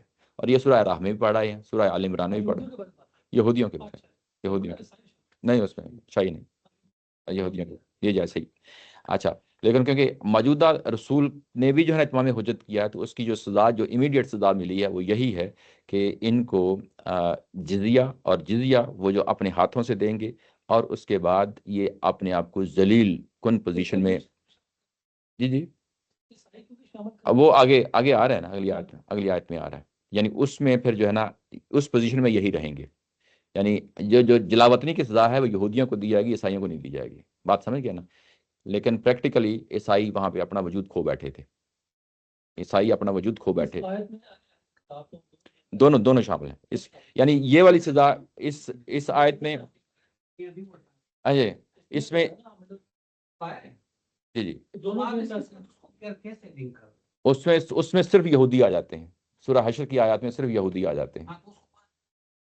میں اس کو کیوں کر رہا ہوں, یہ اس لیے لنک کر رہا ہوں کہ اصل میں پہلی سٹیج پہ ان کو یہی سزا دی گئی ہے, اگلی سٹیج میں ایک اور سزا دی گئی ہے جو حضرت عمر فاروق رضی اللہ عنہ نے دی ہے. تو دونوں کو ریلیٹ تو کرنا نا, دونوں سزائیں وہ صرف یہود کو دی گئی ہے. یہ دونوں کے لیے نہیں, ایسا نہیں. یہ آیت دونوں کے لیے نہیں, اس کے ساتھ لنک کیا ہے کہ یہودیوں کو میں نے لفظ بولا ہے. یہودیوں کو جو ہے نا اصل میں کہ اگر یہ جو ہے نا اس کو قبول نہیں کرتے, اس پوزیشن کو قبول نہیں کرتے, یہودی قبول نہیں کرتے, تو اس کے بعد ان کو وہ سزا یعنی وہ دی جائے گی. اس کی یوں کہہ لیں کہ تکوینی طور پہ وہاں پہ عیسائی موجود ہی نہیں رہے جزیرہ نما عرب میں. اس کے بعد یعنی یہ ایک جو ہے نا, یہ لکھا ہے تفسیر والوں نے کہ یوں ہی یہ اعلان ہوا ہے, اور جب یہ سب کچھ ہو گیا ہے تو اس کے بعد جو یہودی ہیں وہ اپنا وجود قائم رکھا انہوں نے, لیکن عیسائیوں نے اپنا وجود ختم کر دیا ہے. وہ چلے گئے ہیں اصل میں جو سراؤنڈنگ کے دور دراز کے علاقے وہاں چلے گئے ہیں، اور ظاہر ہے کہ وہ جزیرہ نما عرب کے باہر نکل گئے ہیں۔ تو یہ جو رسول اللہ جی بات بتا رہے ہیں آپ، جی جی تو وہ پریکٹیکل سچویشن کو دیکھ کر بات جی کریں۔ ایسے ہی ہے، یعنی مطلب یہ ہے کہ یہ جو پوزیشن ہے کہ اگر وہ اس پہ قائم نہیں رہتے، یہود اس پہ قائم نہیں رہتے، تو پھر جو ہے نا سورہ حشر والا جو ہے نا ان پہ معاملہ کریں۔ جی جی وہ تو تکوینی چیز ہے نا، کسی کے مان میں رہیں گے۔ جی جی وہ تو تکوینی چیز ہے نا، تکوینی چیز کا مطلب یہ ہے، تکوینی یہ ہے کہ وہ تو اللہ کا قانون ان پہ ہم وقت اپلائی رہے گا، قطع نظر اس چیز کے صحابہ کرام موجود ہیں کہ نہیں ہیں۔ اب کیونکہ صحابہ کرام موجود ہے، ان کے ہاتھوں کچھ معاملہ ہونا ہے، تو اس کا سکوپ بھی ڈیفائن کرنا ہے نا، تو اس سکوپ میں ڈیفائن کرتے ہوئے چیزیں جو ہے نا واضح کی جا رہی ہیں، ٹھیک ہے نا، تو یہ چیز سمجھ جائیں۔ اچھا اب یہ بات واضح ہو گئی کہ یہاں پہ ایک اور پہلو میں آپ کے سامنے لانا چاہتا ہوں کہ یہ جو سزا دی گئی ہے اس کا شریعت سے کوئی تعلق نہیں ہے، اس کا شریعت سے کوئی تعلق نہیں ہے، یہ بڑی امپورٹنٹ بات ہے۔ اس کا تعلق کس کے ہے؟ اس کا اللہ کی سنن کے ساتھ تعلق ہے، یعنی اس کو ہم یہ کہتے ہیں کہ یہ ہے تو پارٹ آف اسلام، ہے تو پارٹ آف قرآن کی ٹیچنگز ہے، لیکن اس کی پلیسمنٹ کہاں پہ ہو گئی؟ جو ہی ہم اس کو شریعت کہیں گے، جس کا مطلب یہ ہے کہ میں اور آپ مکلف ہو جائیں گے۔ شریعت کا مطلب یہ ہے کہ میں نے عملاً وہ کام کرنا ہے، مجھے نماز کا حکم دیا جائے گا تو مجھے عملاً نماز پڑھنی ہے، مجھے حج کا حکم دیا جائے گا، شریعت ہے نا، تو مجھے اس پہ عمل کرنا ہے، مجھے انفاق کرنا ہے، زکوٰۃ دینی ہے، اس پہ عمل کرنا ہے، یہ شریعت کی چیزیں ہیں۔ جو ہی ہم یہ کہتے ہیں کہ اللہ ایک ہے، تو یہ عقیدے کی چیز ہے، عقیدے کی چیز ہے۔ جو اللہ سے، اللہ کی ذات کے حوالے سے، اللہ کی صفات کے حوالے سے، اللہ کی سنن کے حوالے سے کوئی بھی چیز آ جاتی ہے وہ عقیدہ ہے، اس کو ہم کہتے ہیں کہ یہ اللہ ایسے ایسے کرتا ہے، اللہ کائنات بناتا ہے۔ جی جی اللہ کہہ رہے ہیں کہ جو اہل کتاب ہیں ان کو جی یہاں فیصلہ دیں گے، چھوٹے بن کے رہیں گے۔ جی جی اللہ کی سنت سے کیوں نہیں کر رہے ہیں؟ تو ایک پریکٹیکل چیز اللہ تعالیٰ کہہ رہے ہیں اس موقع کے لوگوں کے صحابہ جی جی کرام کے لیے۔ جی جی تو آ- بات آ- ہے کہ اللہ تعالیٰ نے ایک حکم دیا اس موقع پہ اپلائی ہونا ہے، جی آج اپلائی نہیں ہوگا، جی یہاں تک تو ہم سمجھ سکتے ہیں، جی لیکن اس میں اللہ کی سنت کو ہم کیسے لنک کرنا چاہتے ہیں؟ جی یہ جو پچھلا حصہ آیت نمبر 28 تک پڑھا ہے، اس میں یہ کہا گیا ہے کہ قتل عام بھی ہوگا، یہ تو واضح ہے نا، ہوگا وہ کن کے ساتھ ہوگا؟ مشرکین مکہ یعنی مشرکین عرب کے ساتھ ہوگا، اور اس میں جب یہ حکم دیا گیا کہ تم ان کو قتل کرو گے حج اکبر کے بعد، تو وہ بھی شریعت کا حصہ نہیں ہے۔ شریعت کا حصہ مطلب یہ ہے کہ وہ قیامت تک کے لیے انسانوں کے لیے عمل کے لیے ایک چیز سامنے رکھی گئی ہے، اور جب یہ کہا گیا کہ تم ان مشرکین عرب کے ساتھ لڑو گے، تو یہ وہی کام ہے جو میں فرشتوں سے لیتا تھا، اب میں نے کیا کیا ہے کہ فرشتوں کو نکال دیا درمیان سے، اور اب تم سے یہ کام لینا ہے میں نے، اور تمہارے ہاتھوں سے یہ عذاب آئے گا، تمہارے ہاتھوں سے عذاب آئے گا۔ یہ ایک ون ٹائم جو ہے نا ان کو عمل کرنے کے لیے دیا گیا، اس میں کوئی شک نہیں ہے کہ انسانوں نے ہی جو ہے نا ایگزیکیوٹ کیا ہے، لیکن یہ یوں کہہ لیں کہ وہ ایک ایسی چیز ہے کہ جس کو تمام انسانوں کے لیے ہم نہیں کہہ سکتے کہ یہ سب انسان جو ہے نا قیامت تک کے لیے یہی کام کرتے رہیں گے۔ اگر تو اس چیز کو قبول کر لیا جائے تو پھر پورے پیکج کو قبول کریں گے۔ پورا پیکج شروع سے یہ ہے کہ جو اعلان اس وقت کر دیا گیا تھا 9 ہجری کے بعد، اب اس کے بعد قیامت تک کے لیے جہاں جہاں بھی جو ہے نا جو پائے جاتے ہیں لوگ مشرکین پائے جاتے ہیں، ان کا ہم قتل عام کریں گے، ہم اس سے باز نہیں آ سکتے۔ یعنی یا تو اس پوزیشن کو قبول کر لیں، اگر اس کو قبول نہیں کرتے اور قرآن کی بنیاد پہ، دلائل کی بنیاد پہ اس کو قبول کر لیتے ہیں کہ یہ اصل میں انہی مشرکین کے بارے یعنی مشرکین عرب کے بارے میں تھا جن پہ اتمام حجت ہوا، یہ ویلڈ جو ہے نا یہ بھی ایک پوزیشن سامنے آتی ہے۔ جب یہ ویلڈ پوزیشن سامنے آ گئی تو پھر ہم اس کو محدود کر دیا کہ یہ مشرکین عرب کے لیے ہے، یعنی اس سے باہر جو ہے نا ہم اس کو آگے نہیں پھیلائیں گے، یہ اسی ہی کی فرع ہے آگے، یعنی جس طرح ان کے لیے حکم دیا جا رہا ہے ویسے ہی حکم اہل کتاب کے لیے دیا جا رہا ہے، یعنی جیسے ان کے لیے دیا جا رہا ہے اس میں کوئی اور ایکسیپشن نہیں ہے، بالکل اسی طریقے سے جس طرح اوپر جو ہے نا اعلان کیا گیا، اور اس اعلان میں جو ہے نا آیت نمبر 28 تک جو ہے نا مشرکین کے ساتھ یہ ٹریٹمنٹ کرنی ہے، اور اس کے بعد اہل کتاب کے ساتھ کیا کرنا ہے، ظاہر ان کے ساتھ بھی جو ہے نا اتمام حجت ہوا ہے، تو یہ اتمام حجت اسی کی فرع ہے، یعنی جو کام ان کے لیے ہوا ہے وہی کام ان کے لیے ہوا ہے، تو اس کو پھر جو ہے نا ہم پورے پیکج کو یہ کہتے ہیں کہ یہ شریعت سے ریلیٹڈ نہیں ہے، یہ اصل میں اللہ کی جو سنن ہے اس سے ریلیٹڈ ہے۔ اللہ کی سنن کیا ہے؟ یعنی مجھے کہاں اس نے پیدا کرنا ہے اللہ تعالیٰ کی ذات نے، یہ بھی اللہ کی سنت ہے، مجھے کم موت دینی ہے، یہ بھی اللہ کی سنت ہے، یعنی جس طرح زندگی اور موت کے معاملات، رزق کے معاملات اللہ کے ہاتھ میں ہے دنیا کے اندر، تو ویسے ہی جو ہے نا پوری قوموں کے بارے میں بھی اللہ کا قانون چل رہا ہے کہ کس قوم کو آگے لے کے آنا ہے، کس قوم کو پیچھے لے کے آنا ہے، اس کی کوئی اور وجوہات بھی ساتھ ہو سکتی ہیں، وہ بیان کر سکتے ہیں، لیکن اصل میں پیچھے جو ہے نا اس کو ایگزیکیوٹ کرنے والا وہ اللہ تعالیٰ کی ذات ہی ہوتی ہے۔ یہ اللہ تعالیٰ کی سنن ہے۔ ایسے ہی اللہ تعالیٰ کی سنن میں سے ایک یہ سنن ہے کہ جب وہ رسول بھیجتا ہے تو اس کے نتیجے میں لازمت دنیا میں قیامت برپا ہوتی ہے، اور یہ اسی ہی قیامت کا جو ہے نا یہاں پہ چیزوں کو ڈسکرائب کیا جا رہا ہے۔ اس لیے ہم یہ کہتے ہیں کہ یہ جو حکم دیا گیا ہے یہاں پہ، یہ شریعت کا حصہ نہیں ہے، بلکہ یہ سنن جو اللہ تعالیٰ کی ذات کی سنن ہے، یہ اس کا حصہ ہے۔ یعنی اب پلیسمنٹ یہ ایمانیات کا حصہ ہے، یا دوسرے لفظوں میں ایمانیات کا حصہ ہے۔ یعنی یہ کام پہلے فرشتے کرتے تھے، اب وہی کام جو ہے نا یہاں پہ انسانوں نے کیا ہے۔ ایک اور پہلو ہے جس کو غامدی صاحب بڑا نمایاں کرتے ہیں کہ اس کا تعلق انسانی اخلاقیات سے بھی نہیں ہے۔ پہلا حصہ کیا ہے؟ اس کا تعلق شریعت سے نہیں ہے بلکہ سنن سے ہے، یعنی یوں کہہ لیں کہ ایمانیات سے ہے۔ اس کا دوسرا پہلو کیا ہے؟ انسانی اخلاقیات سے بھی اس کا کوئی تعلق نہیں ہے۔ یعنی شریعت کے اندر سزائیں بھی رکھی ہیں، ایسا کوئی یعنی کیا رکھی ہے؟ یعنی زانی کو جو ہے نا ایک سزا رکھی گئی ہے، پھر اس کے بعد زمین میں جو فساد برپا کرتے ہیں ان کے لیے سزا رکھی گئی ہے، پھر اس کے بعد کسی عورت پہ ناحق تہمت لگاتا ہے اس پہ سزا رکھی گئی ہے، کوئی چوری کرتا ہے اس کی سزا رکھی گئی ہے۔ یہ جتنی سزائیں ہیں اس کے اندر انسانی اخلاقیات پائی جاتی ہیں، انسانی اخلاق پائی جاتی ہیں۔ اگر کوئی جو ہے نا قتل کرتا ہے تو اس کو قتل کر دیا جائے گا، اس کے پیچھے ایک بہت بڑی انسانی اخلاقیات کام کر رہی ہے۔ اگر کوئی چوری ڈاکہ ڈالتا ہے تو اس کے ہاتھ کاٹ دیے جائیں گے، اس کے پیچھے بھی انسانی اخلاقیات ہے۔ یعنی انسانی اخلاقیات مطمئن ہو جاتی ہے، یعنی یوں کہہ لیں کہ انسانی ضمیر مطمئن ہو جاتا ہے۔ جب مطمئن ہو جاتا ہے تو اس کو ہم کہتے ہیں کہ ہاں یہ انسانی اخلاقیات پہ بات پوری اتر رہی ہے۔ لیکن یہ والی صورتحال ہے، یہ انسانی اخلاقیات سے اس کا کوئی تعلق نہیں ہے، انسانی اخلاقیات سے کوئی تعلق نہیں ہے۔ اس کو انسانی دائرے میں ہم ڈسکس ہی نہیں کر سکتے۔ اس کو ہم سٹریٹ وے کہیں گے کہ یہ اللہ تعالیٰ کی ذات کا حکم تھا، یہ ایسے ہی ہے جیسے تکوینی معاملات چل رہے ہیں۔ کسی کو موت دینی ہے، کسی کو زندگی دینی ہے، کہیں زلزلہ آنا ہے، کہیں قحط آنا ہے، کہیں طوفان آنا ہے، یہ سارے معاملات تکوینی معاملات ہیں۔ ایسے ہی یہ معاملہ بھی تکوینی معاملہ ہے۔ جب ہم یوں ہی تکوینی کہہ لیں تو اس کو اصل میں اگر پراپر پلیسمنٹ کرنی ہے تو پھر وہی بات آ جاتی ہے جس کو ہم سنن کہتے ہیں، اللہ تعالیٰ کی ذات کی سنن، یعنی وہ بھی تکوینی معاملہ ہے، تو اس کو اس کے اندر لے کے آئیں گے۔ یہ دوسرا پہلو ہے، نہ یہ شریعت کا پہلو ہے، بات سمجھ گئے، نہ یہ کس کا ہے؟ انسانی اخلاقیات کا۔ اور اس کا ایک تیسرا جو ہے نا جس کی جو اس کا نتیجہ لازمی طور پہ جو نکلتا ہے، پھر یہ انسانی تگ و دو کا میدان نہیں ہے۔ یہ ایک انڈرسٹوڈ بات ہے، انسانی تگ و دو کا بھی میدان نہیں ہے۔ یعنی ان دونوں چیزوں کو ہم ٹچ نہیں کر سکتے، نہیں کر سکتے۔ اگر آپ بات کو سمجھ گئے ہیں، بات واضح ہو گئی نا؟ یعنی مطلب ساری میں نے یعنی تفصیل کرنے کا تھا، سب آپ کے جو ہے سوال کے، ہاں نہیں آپ نے جو سوال کیا وہ ٹھیک کیا ہے۔ جی جی جی جی وہ زمانے میں اترا تھا، اور آپ کہہ رہے ہیں اس کی ریزن یہ ہے کہ وہ اللہ نے اپنی جو سنت ہے اس کو ظہور کیا ہے ایسے ہی ایک خاص موقع پہ۔ ایسے ہی تو میں سمجھ رہا ہوں۔ جی ایسے ہی اچھا یہ بات واضح ہو گئی، یہ بات کلیئر ہو گئی۔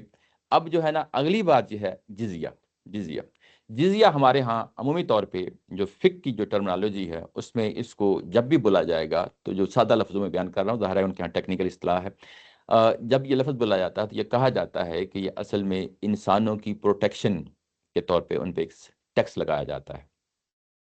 پروٹیکشن کیا ہے؟ جان و مال کی حفاظت ہے۔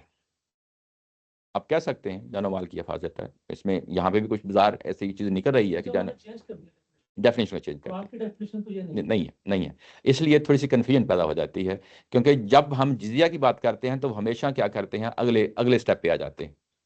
یعنی ہمارے نہیں شروع پرانے والے بھی ہماری جب فقہ کی لفظ بولا تو اس کا مطلب یہ ہے کہ ہماری جنرل جورسپروڈنس یہی کہہ رہی ہے، ایسے ہی یعنی عمومی بات ہے۔ میں جمہور بات کر رہا ہوں، عمومی طور پہ جب جمہور بات کی جاتی ہے تو اس میں ایک عام بات کہی جاتی ہے، انفرادی طور پہ تھوڑا فرق کہیں نہ کہیں نظر آتا جائے گا، وہ ایک علیحدہ بات ہے۔ تب یہ آیت دیکھو وہ اصل میں اسی آیت کو پڑھتے ہیں اور اسی بنیاد پہ کہتے ہیں کہ یہ جو میں نے ابھی بات کیا شریعت سے اس کا کوئی تعلق نہیں ہے۔ جی کیونکہ اللہ تعالیٰ ان کو مارنے کا حکم دے رہے ہیں، جی اور اس کے نتیجے میں وہ بچ رہے ہیں۔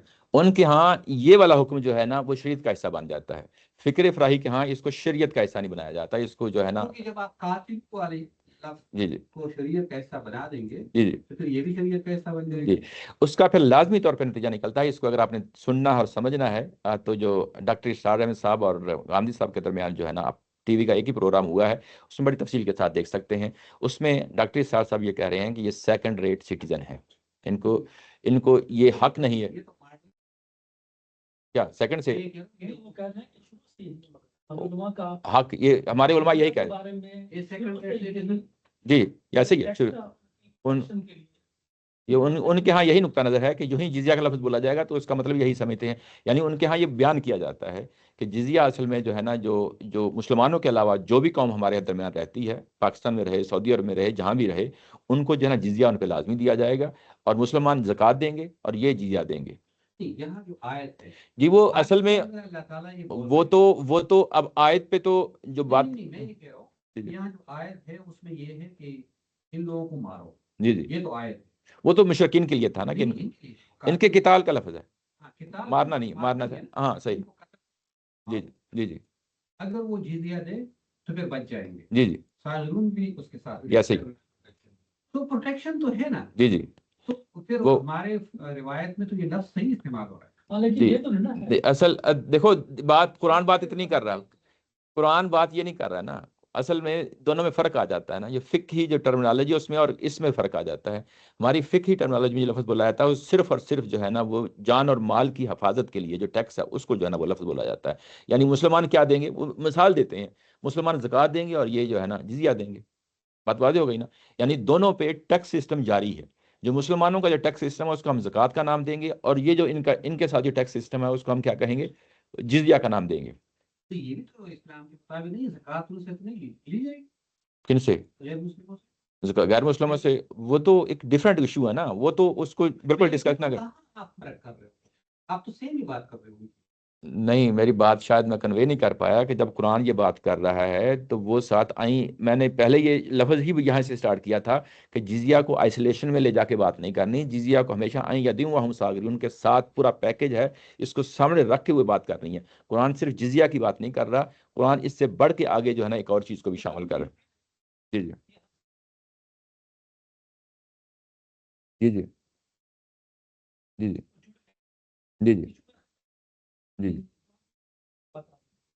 ہمارے علماء یہ کہہ رہے ہیں کہ جو جزیہ تھا قرآن میں آیت میں آیا تھا نا، وہ جی چھوٹا بن کے آیا تھا، وہ آج بھی اپلائی ہوگا. جی وہ ٹیکس ہے، جی چھوٹے بن کے رہیں گے. جی جی جبکہ آپ یہ کہہ رہے ہیں کہ ایسا نہیں ہے، وہ اللہ کی سنن تھی. جی جی اس وقت کے لیے جزیہ تھا، چھوٹے تھے. جی جی اگر وہ ہم آج لیں گے تو چھوٹے بن کے وہ نہیں رہ رہے، وہ اکول سٹیزن بن کے رہیں گے. جی اس کے پیچھے جو ہے نا یوں ہی ہم یہ کہتے ہیں کہ جزیہ اور وہ چھوٹے بن کے رہیں گے.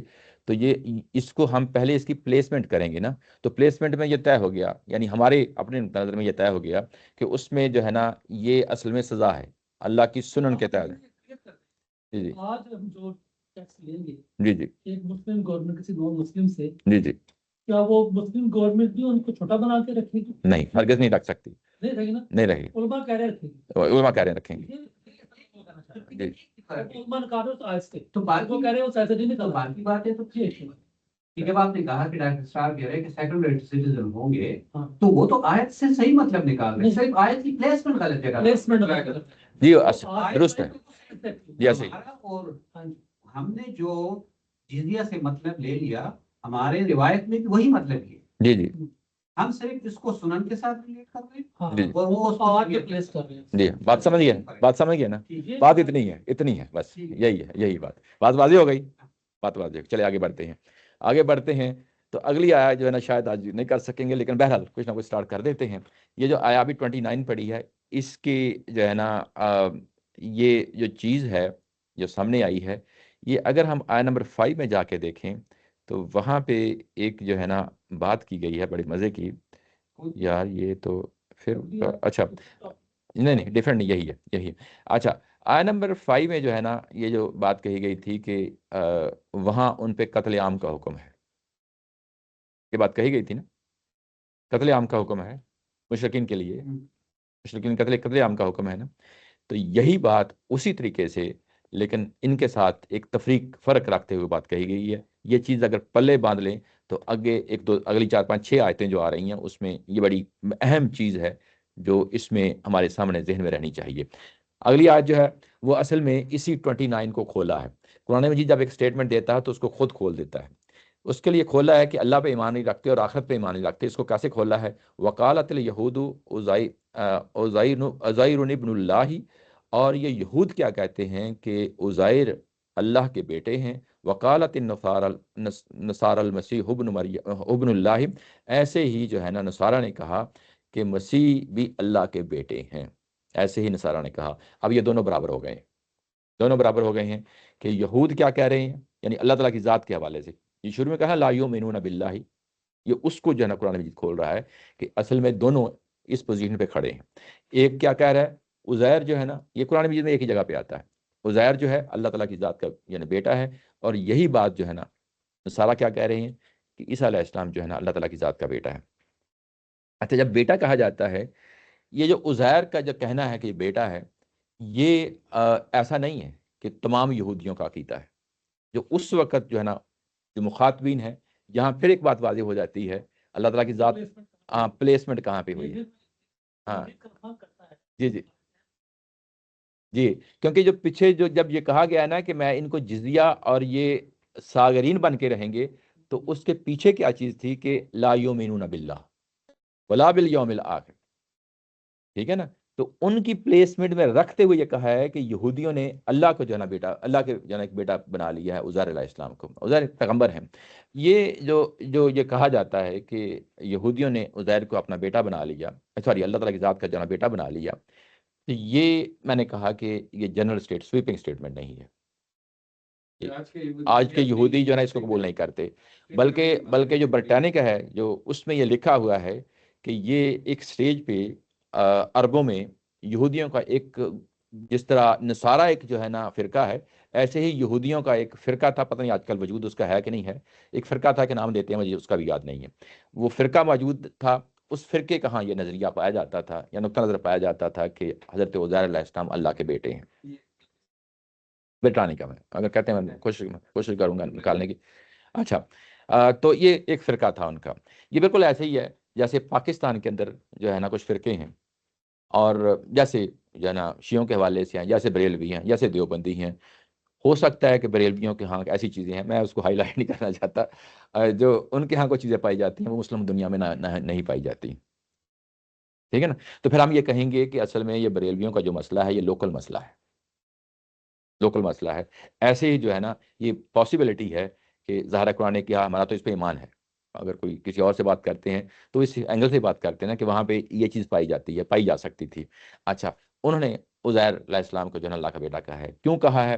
اس کی وجہ یہ ہے کہ حضرت عزیر علیہ السلام جو ہے نا یہ اللہ تعالیٰ کی ذات کے پیغمبر تھے، اور یہ جب بنو قد نظر، جب ان کو بابل میں جو ہے نا بابل کا حکمران تھا وہ آیا، اور اس نے سورہ بنی اسرائیل میں جو ہے نا اس کا ذکر آئے گا، اس نے ان کو غلام بنا کے لے کے گیا ہے، غلام بنا کے جو ہے نا لے کے گیا ہے، یعنی بابل میں لے کے چلا گیا ہے۔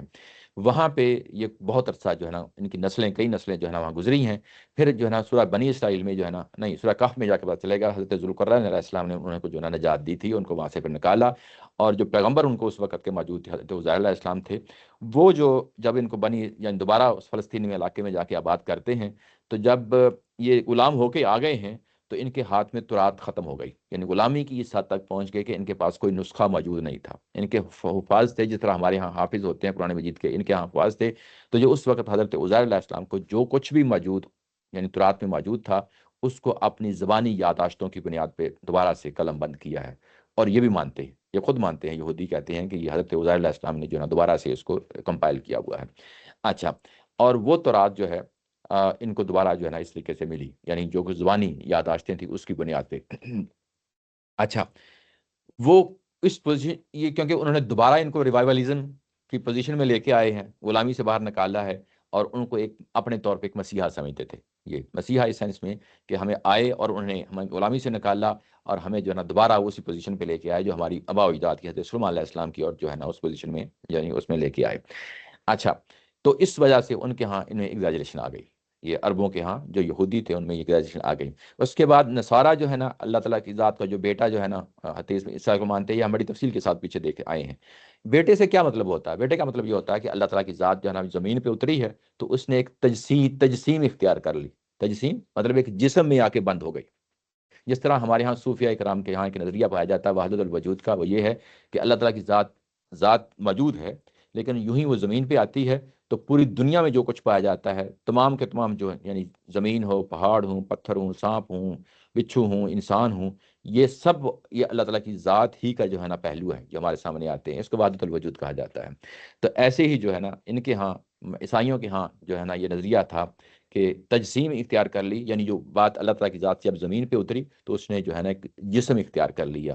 تو یعنی یہ وہ نقطہ نظر ہے جو انہوں نے یہودیوں نے اختیار کیا حضرت عزیر علیہ السلام کی صورت میں، اور عیسیٰ علیہ السلام کی جو ہے نا اس کی صورت میں۔ ذالک قولہم بافواہہم، یہ ان کے اپنے منہوں کی باتیں ہیں، یعنی ان کی کوئی علمی یا کوئی الہامی دلیل نہیں ہے۔ یعنی یوں ہی ایک شخص کو بات کہتا ہے تو ہم اس کو چیلنج کرنا چاہیے کہ جو بات کہی ہے اس کی بنیاد کیا ہے، تو یہاں پہ ان کے پاس کوئی بنیاد نہیں ہے۔ یہ بات ہے جو قرآن مجید کہہ رہا ہے، یضاہئون قول الذین، یضاہئون کا مطلب ہوتا ہے کہ مشابہت اختیار کر لی، انہوں نے مشابہت اختیار کر لی۔ کن لوگوں کی کر لی؟ ان لوگوں کی کر لی جو ان سے پہلے جنہوں نے کفر کیا تھا، کفروا من قبل، اور جو ان سے پہلے گزرے ہیں ان کی جیسی جو ہے نا باتیں کر رہے ہیں۔ یہ ہمیں معلوم ہے، یہ ہسٹوریکلی بھی پروون ہے کہ جو یہاں کی تہذیب ہے، مصر کی تہذیب ہے، عربوں کی تہذیب ہے، شام کی تہذیب ہے، روم کی تہذیب تھی، وہاں پہ اللہ تعالیٰ کی ذات یعنی کوئی بالا تر ذات ہوتی ہے، اس کے نیچے جو ہے نا کچھ اور ذوات ہوتی ہیں، اور ان کو آپس میں ریلیشن شپ شو کرنے کے لیے یہ کہ اللہ کا بیٹا ہے، یہ ایک تصور پایا جاتا تھا۔ ایک تصور یہ بھی پایا جاتا تھا کہ جیسے سورج ایک جو ہے نا دیوتا ہے، بڑا دیوتا سورج ہے۔ یہ فرعون کے زمانے میں اور نمرود کے زمانے میں جو قرآن مجید میں واقعات ذکر ہوئے ہیں ان میں یہ چیز سامنے آتی ہے کہ سب سے بڑا دیوتا کیا ہے، یعنی خدا جس کو سمجھتے تھے وہ سورج کو سمجھتے تھے، اور زمین پہ جو بادشاہ ہوتا ہے اس کا ہی جو ہے نا وہ پرتاؤ ہوتا ہے، یعنی اسی کی تجسیم ہوتی ہے زمین پہ جو بادشاہ ہوتا ہے۔ تو یہ ہم یہ بھی فلسفہ ملتا ہے، یہ بھی فلسفہ ملتا ہے کہ کچھ ایسی روحانی شخصیات ہوتی ہیں جو اوپر موجود ہوتا ہے بڑا خدا، وہ نیچے آ کے جو ہے نا اپنی تجسیم اختیار کر لیتا ہے۔ یہ فلسفہ پہلے سے موجود تھا، تو یہ اللہ تعالیٰ کی ذات میں اس کا حوالہ دیا ہے۔ اور ویسے بھی یہ تو ہمیں معلوم ہے کہ پال نے جب وہ باہر نکلا ہے، پال نے جب رومن جو ہے نا سویلائزیشن کے ساتھ انٹریکشن ہوا ہے تو وہ جو چیزیں ان کے ہاں پائی جاتی تھیں اس کو اڈاپٹ کر لیا، اور جو اپنے اندر چیزیں تھیں جیسے ان کی لکھا ہوا تھا کہ اب یعنی والد اور ابن کا جو لفظ آتا ہے یہ عربی زبان میں دونوں معنوں میں استعمال ہوتا ہے۔ بائبل میں یہ لفظ استعمال ہوئے ہیں، یعنی والد کے لیے آقا کا معنی بھی استعمال ہو جاتا ہے، اور والد کے لیے اس کا حقیقی جو بایولوجیکل جو ہے نا جو فادر ہے اس کے معنی میں بھی جو ہے نا اس میں آ جاتا ہے۔ تو آقا کا معنی، اور اس کے بعد بیٹے کے لیے جو بیٹا معنی بھی آتا ہے، اور اس کا ابن کا معنی جو ہے نا سرونٹ بھی ہوتا ہے، غلام بھی ہوتا ہے، یعنی جس طرح ہم بندہ کہتے ہیں عربی زبان میں بھی یہی چیز ہے، عبد کے دونوں ہی معنی ہوتے ہیں، بندہ بھی ہوتا ہے اور غلام بھی ہوتا ہے۔ تو یہ اس معنی میں انہوں نے جو ہے نا وہاں سے لفظ نکالا اور نکال کے ایگزیکٹلی اسی طریقے سے انٹرپریٹ کر دیا جس طریقے سے جو ہے نا باقی تہذیبوں والے لوگ جو ہے نا وہ کرتے رہے۔ اللہ تعالیٰ کی ذات نے اس کو قبول نہیں کیا، اور اس کے بعد کہا ہے قاتلہم اللہ، اور اللہ تعالیٰ کی ذات جو ہے نا ان پہ ان کی مار ہو۔ یہ اصل میں لعنت کا جملہ ہے، یعنی وہ ہلاک ہو جائیں، وہ غارت ہو جائیں کہ انہوں نے کتنا جھوٹ بولا ہے، یہ ان کی منہ کی باتیں ہیں، اس کی کوئی حقیقت نہیں ہے۔ یہ اتنا بڑا بات کر کے یہ اپنے آپ کو انہوں نے ہلاکت میں ڈال لیا ہے۔ انا یوفقون، یہ ایک بنیادی سی بات تھی، obvious سی بات تھی، یہ کہاں جو ہے نا گمائے پھرائے جاتے ہیں، یہ ترجمہ اس کا کیا وہ کہاں سے پھیرے جاتے ہیں۔ تو یہ جو لفظ آتا ہے نا انا یوفقون، یہ اس وقت آتا ہے قرآن مجید کے اندر کہ بالکل بدیہی حقیقت ہے، واضح حقیقت ہے، پھر بھی لوگ اس سے منہ موڑ رہے ہیں، اور اس کی بنیاد پہ جب وہ منہ موڑ رہے ہیں تو یہ لفظ بلاتا ہے انا یوفقون، اور اس سے پہلے قاتلہم اللہ، ان پہ اللہ کی مار ہو۔ کتنی جو ہے نا غلط انہوں نے کام کر ڈالا ہے۔ تو ابھی تک جو ہے نا میرا خیال ہے اسی پہ اس کو ختم کرتے ہیں، آیت نمبر 30 تک۔ اگلی آیا اس کے ساتھ پڑھیں گے انشاءاللہ، چیزیں مزید واضح ہوں گی۔ پہلی جو آیا ہے وہ اصل میں بنیادی چیز ہے جس پہ جو ہے نا ایک چیز کا فیصلہ کیا جا رہا ہے کہ ان کے ساتھ کیا کرنا ہے۔ باقی چیزیں انشاءاللہ اگلی دفعہ ہم اس کو دیکھ لیں گے۔ ابھی تک جو آیا نمبر 30 تک کوئی سوال ہے تو اس کو فردر دیکھ لیتے ہیں۔ شکور بھائی، جی جی تو اگر کنکلوڈ کریں تو کیا یہ بات صحیح ہوگی کہ اب ہم کبھی بھی اگریسولی جا کے جو ہے کہیں پہ اسلام کو بائی فورس، یعنی جو اس آیت میں کانٹیکس بن کے ہم نہیں امپلیمنٹ کر سکتے انلیس کہ مطلب ہم ویپن صرف اسی صورت میں اٹھائیں گے اسلام کے نیم پہ جبکہ ہم پہ اٹیک ہو جائے ان دا نیم آف ریلیجن؟ دو چیزوں کو مکس نہیں کرنا۔ یہ ایک بات آپ نے کہی ہے کہ دوسری جگہ پہ اسلام کو بائی فورس امپلیمنٹ کرنا ہے، وہ تو سوچا بھی نہیں جا سکتا، وہ تو سوچا بھی نہیں جا سکتا کہ دوسری جگہ جائیں وہاں پہ لوگ اسلام قبول کریں نہ کریں، ہم وہاں پہ اسلام جو ہے نا لازمی طور پہ کر دیں۔ یہ ہرگز سوچا نہیں جا سکتا۔ یہ ہماری جو ہے نا وہ طالبنائزڈ قسم کی سوچ تو ہو سکتی ہے، جو ہے نا اس طرح کی چیزیں جو ہے نا جس طرح ہمارے جو ہے نا پچھلے 2 دہائیوں میں جو کچھ ہوتا رہا ہے، یہ نظریات ہمارے سامنے آتے رہے ہیں، یہ سوچا بھی نہیں جا سکتا، یہ قرآن کا کوئی حکم نہیں ہے۔ باقی رہی بات جہاد کی، جہاد جو ہے نا وہ قیامت تک کے لیے یہ فتنہ کی صورت میں، یعنی جب کسی کو پرسیکیوشن ہوگی اور ہمارے ہاتھ میں طاقت ہوگی تو ہم لازمی طور پہ جائیں گے اور اس کو پرسیکیوشن کو لازمی طور پہ روکیں گے۔ یہ جو حکم ہے، یہ شریعت کا حکم یعنی قیامت تک کے لیے ہے، اس میں کوئی رکاوٹ نہیں ہونی چاہیے اگر ہمارے پاس طاقت ہے۔ یہ اصل میں کنڈیشن یہ ہے کہ اصل ہمارے پاس طاقت ہے اور آپ سمجھتے ہیں کہ کسی جگہ پہ ظلم ہو رہا ہے، فتنہ ہو رہا ہے، پرسیکیوشن ہو رہی ہے، تو یہ پھر ہماری ذمہ داری ہے۔ جیسے فلسطین میں جو کچھ ہو رہا ہے، اگر ظاہر ہے کہ ہماری جو صورتحال اس وقت سامنے ہے اس کو سامنے رکھ کے دیکھا جائے تو ظاہر ہے کہ ہم اس پوزیشن پہ نہیں ہیں پریکٹیکلی۔ ایسے ہی ہے، طاقت ہے کہ یہ جہاں ظلم ہو رہا ہے میں جا کے وہاں ایسے ہی ہے، ویسٹ بھی ایسے ہی کرتا ہے اور ہم بھی ایسے ہی کریں گے، ہم بھی ایسے ہی کریں گے، اس میں کوئی شک نہیں ہے۔ اخلاقی طور پر وہ اخلاقی ہے، اخلاقیات، کیونکہ پھر وہ یعنی یہاں انسانی اخلاقیات ہوگی، یہاں پہ جو سزا بات ہو رہی ہے یہ انسانی اخلاقیات نہیں ہے۔ اصل میں انسانی اخلاقیات جو ہے نا وہ بڑا کنٹریبیوٹیو فیکٹر ہے، جس کو اگر آپ یوں ہی ذہن سے نکال دیں تو ہر چیز تلپٹ ہو جائے گی۔ اس میں جو ہے وہ نکل گیا نا کہ جو ہمارا ایک ریبیلین ہے کہ دنیا میں غلبہ کرنا ہے اسلام کا، وہ آگے آ رہی ہے، وہ آگے آ رہی ہے۔ آپ کی جی جی اپنے 2 چیزیں جی جہاں تو فتنے کے خاتمے کے لیے ہوگا یا اور جہاں پہ ڈیفینسو ہوگا، یہ ڈیفینسو کر دے گا جی تو پھر کرنا پڑے گا۔ یہ اسلام اوفینسو نہیں ہے کہ اسلام پھیلانے کے لیے نہیں۔ ایگزیکٹلی یعنی دوسرے لفظوں میں یہ طاہر صاحب نے اس کو سمرائز کر دیا، یعنی لڑائی کر کے نہیں، لڑائی کر کے، ہاں لڑائی کر کے، جی جی وہ پھر آپ اچھی طریقے سے پھیلاؤ گے۔ ہاں دعوت جی۔ وہ different۔ دعوت کو دعوت کے انداز میں پھیلانا چاہیے، اگر کوئی دعوت کرتا ہے تو موسٹ ویلکم۔ دعوت کو دعوت کے انداز میں جو ہے نا پھیلانا چاہیے، اس میں کدوی بھی جو ہے نا یہ offensive کا concept آیا ہے، بات لمبی ہو جائے گی، جی جی کوئی مسئلہ نہیں، ہمیں تو اس لیے لگتا ہے نا کہ ہم پیدا اس دور میں ہوئے جی جی جب کہ روسیا نے ایران اٹیک کیا اور پاکستانی آرمی نے ہاں اس کو پروموٹ کیا کہ اوفینسو اسلام ہونا چاہیے، جی جی طالبان کھڑے کیے، جی جی افغانیوں کو وہاں سے نکالا اور احسان بھی کیا ان کے اوپر اپنے حساب سے، جی ہمیں خود ہی پیدا کیا چاروں کو وہاں پرابلم میں، جی جی ان کو وہاں سے نکالا، جنگ کی، جی۔ تو ہمیں لگتا ہے جیسے کہ اسلام ہی اسی چیز کا نام ہے۔ اچھا، اس میں یہ ہوتا یہ رہا ہے کہ انسانوں کا جو فہم ہے نا وہ جب بھی انسٹیگیٹ ہوتا ہے، جب بھی کہیں موٹیویشن ملتی ہے کہ اچھا یہ چیز دیکھیے کیسے ہیں، یعنی انسان کا جو علم ہے وہ کیسے ترقی کرتا ہے، کوئی نہ کوئی کنٹریبیوٹر کوئی چیز کنٹریبیوٹ کرتی ہے نا آ کے، کہ اب آپ کو انسٹیگیٹ کرتی ہے، آپ کو ابھارتی ہے، آپ کو انکریج کرتی ہے کہ دیکھیں یہ کام کرنا ہے، ٹھیک ہے نا۔ یہ 200 سال میں مسلمانوں کے ساتھ جو کچھ ہو رہا ہے اس کے نتیجے میں بہت ساری تحریکیں اٹھی ہیں، ہمارا علم جو ہے نا اس کی بیک پہ کھڑا ہو گیا ہے۔ اگلی جو آ رہی ہے اس میں چیز اور نکھر کے سامنے آ جائے گی کہ ہمارے علم نے جو موجودہ دور کا 200 سال کا علم ہے اس کا کنکلوژن یہی نکالا ہے کہ اسلام جو ہے نا تلوار کی زور پہ جو ہے نا پھیلانا ہے، اور جب وہ چیز سامنے آئی ہے تو کچھ لوگ اٹھے ہیں، انہوں نے پھر اس حقیقت کو سمجھنے کی کوشش کی ہے۔ انہوں نے دیکھا ظاہر ہے اگر یوں کہیں کہ اگر یہ پچھلے 200 سال کے جو حالات ہمارے سامنے آئے ہیں اگر یہ نہ آئے ہوتے تو آج ہم بھی سارے کے سارے اسی پوزیشن پہ کھڑے ہوتے جو ہماری تاریخ جو ہے نا جس کو سوچ رہی ہے، دیکھ رہی ہے، سمجھ رہی ہے۔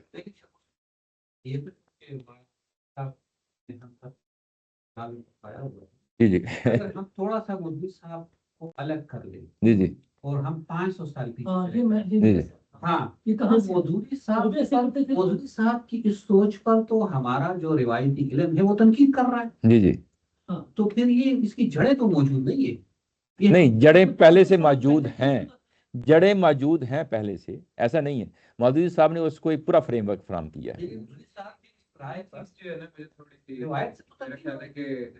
ابھی احمد جاوید صاحب سے بھی ایک سوال پوچھا تھا، انہوں نے کہا کہ مودی صاحب کی پوزیشن کو کلیریفائی کیا، یہ جو غلبہ ہے through legal means, through democracy, Modi صاحب کہتے تھے یہ کبھی بھی نہیں کہ تلوار اٹھا کے، اور جو ڈاکٹر سر صاحب کا پوائنٹ آف ویو ایک الگ ہے، اس کو ہم شاید وہ اس طرح مکس اپ کر رہے ہیں، لیکن مودی صاحب تو جمہوریت کی اور اس کی بات کرتے تھے، یہ نہیں ہے کہ آپ جو ہے دنیا دیکھیں میرا خیال ہے کہ اس کو تھوڑا کلیئر کرنے اس پہ ڈیفینیٹلی ہونی چاہیے یہ بات۔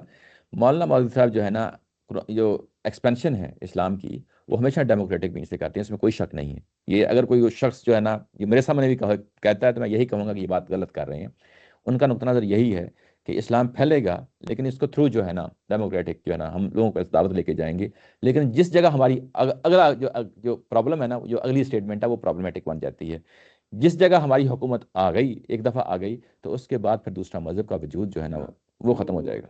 ہاں، تو یہ جو اگلی اسٹیٹمنٹ ہے، یہ اصل میں پہلی اسٹیٹمنٹ جو ہے نا اس میں تو ڈاکٹر صاحب تھوڑا فرق کرتے ہیں، لیکن دوسری اسٹیٹ میں جب کنکلوژن میں بات کرتے ہیں تو وہ بات اپنے نتیجے میں ایک ہی ہو جاتی ہے.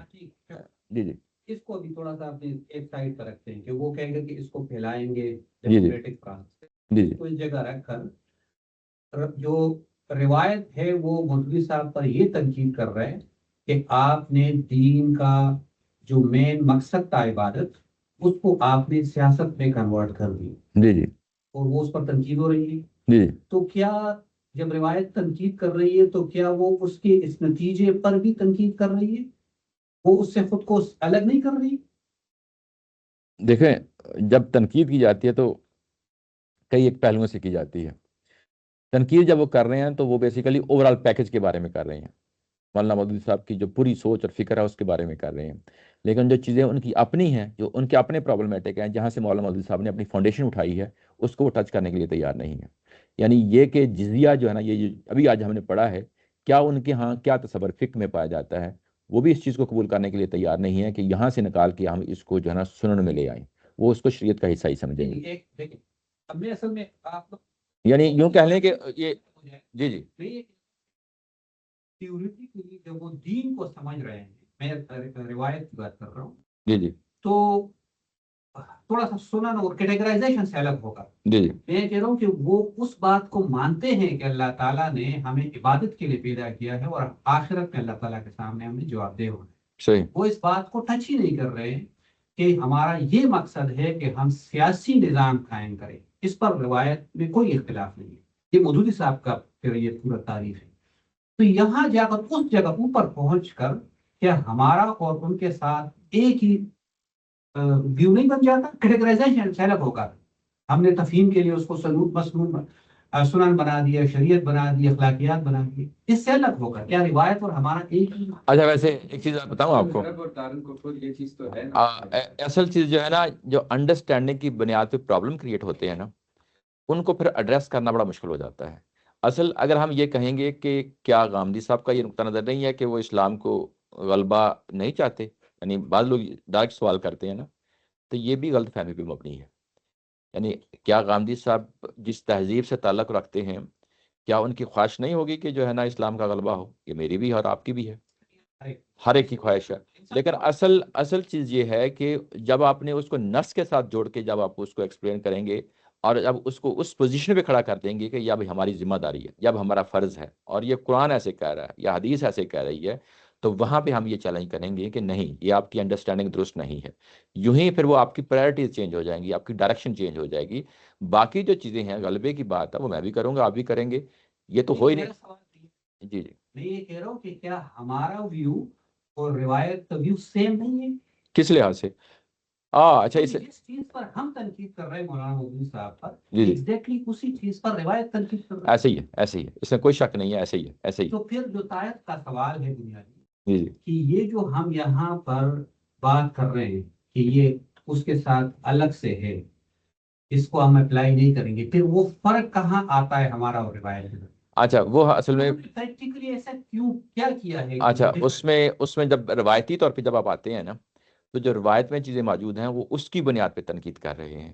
ہمارے ہاں اتمام حجت کا جو قانون ہے وہ نکھر کر سامنے آ گیا ہے. اس میں ہماری وہ چیزیں جو ہے نا ساتھ ایڈیشنل ایڈ ہو جاتی ہیں. نتیجتاً روایت اور ہم ایک ہی جگہ پہ کھڑے ہیں. یہ درست بات ہے، یہ درست بات ہے. نتیجتاً ہم جو ہے نا دونوں ایک ہی جگہ پہ کھڑے ہیں، ایک ہی کھڑے ہیں، کیونکہ ہمارے ہاں چیز جو ہے نا، کیونکہ پریسیجن صاحب نے اچھی طرح سمجھانے کے لیے جی جی مختلف کیٹیگرائزیشن، یعنی تفہیم ہے، یعنی اس کی بنیاد پر جی صحیح ہے، صحیح. ہمیں ایسا ہی سمجھا تھوڑا سا گڑبڑ چیز ہو جاتی ہے اگر آپ اوپر روایت میں چلے جاتے ہیں. جی جی روایتی طور پہ بنو امیہ کی خلافت تھی، عباسی خلافت تھی، کیا وہ جزیہ لیتے تھے غیر مسلموں سے؟ جی، یہ جو بنی امیہ ہے، یہ بنی امیہ جو بنی امیہ ہے، اس میں حضرت جو عمر بن عبدالعزیز ہے، ان کے زمانے تک جو ہے نا جزیہ لیا جاتا رہا ہے. انہوں نے اس کے بعد فردر اس کو ریفائن کیا ہے. یعنی اس کو اس پوزیشن میں نہیں رہنے دیا جو پہلی والی پوزیشن تھی. تو اس کا مطلب یہ ہے کہ انہیں کہ ہاں اس چیز کا شعور موجود تھا کہ وہ جو پہلا حکم ہے وہ کچھ اور تھا، لیکن اس کی کنٹینیوٹی میں انہوں نے فردر ریفائن کیا ہے، یعنی اس کو ڈائلیوٹ کر دیا ہے، یعنی اس میں کچھ چیزیں فردر جو ہے نا اس میں چینجز کی ہیں. وہ کیا ہے مجھے ظاہر تفصیل کا علم نہیں ہے. 3 سال ان کی حکومت رہی. بہرحال پھر وہ وہ جی خلافت جو آئی ہے پھر جی اس میں بھی جزیہ چلتا رہے. اب میرے خیال جزیے میں تھوڑا سا مسئلہ ہے کہ جزیہ چونکہ پیسوں سے ریلیٹڈ ہے تو اس کو آپ کوئی جزیے کا نام دے دو، کوئی بھی آپ ٹیکس لگا سکتے ہو. میں یہ کہہ رہا ہوں کہ اصول میں کیا وہ ان آیات کو اپلائی کر رہے ہیں تو بظاہر تو اس وقت نہیں کر رہا. دیکھیں وہ مشرکین کو مار نہیں، مشرکین تھے ہی نہیں نا ان کے جو بنو بھیا کس معنی میں نہیں دنیا میں نہیں تھا. نہیں دنیا میں موجود تھے. آن لائن اس کے بعد آگے بات چل رہی ہے کہ کیا ہمیں 500 سال پہلے کوئی ایسا ملتا ہے کہ مسلم حکومت جس کے پاس قوت تھی وہ اٹھ کھڑی ہو کے میں نے اب یہ جو مشرکین ختم کرنا ہے انہیں. ہاں کیونکہ قرآن کا اصول یہ ہے کہ مشرک ایسا آپ کو کہیں نہیں ملے. لیکن یہاں پر دیکھیں لیکن کہ آج کل ہمیں اس پڑھایا تھا کیسے ہونا چاہیے. یہاں پر یہ سوال یہ بھی پیدا ہوتا ہے کہ دوسری جگہ پہ جا کے حملہ کرنے کے بجائے جو آپ کی اپنی حکومت کے اندر مشرکین ہیں یا جو عیسائی ہیں کیا ان پہ حکم تھا؟ وہ ایک سیپریٹ ڈسکشن.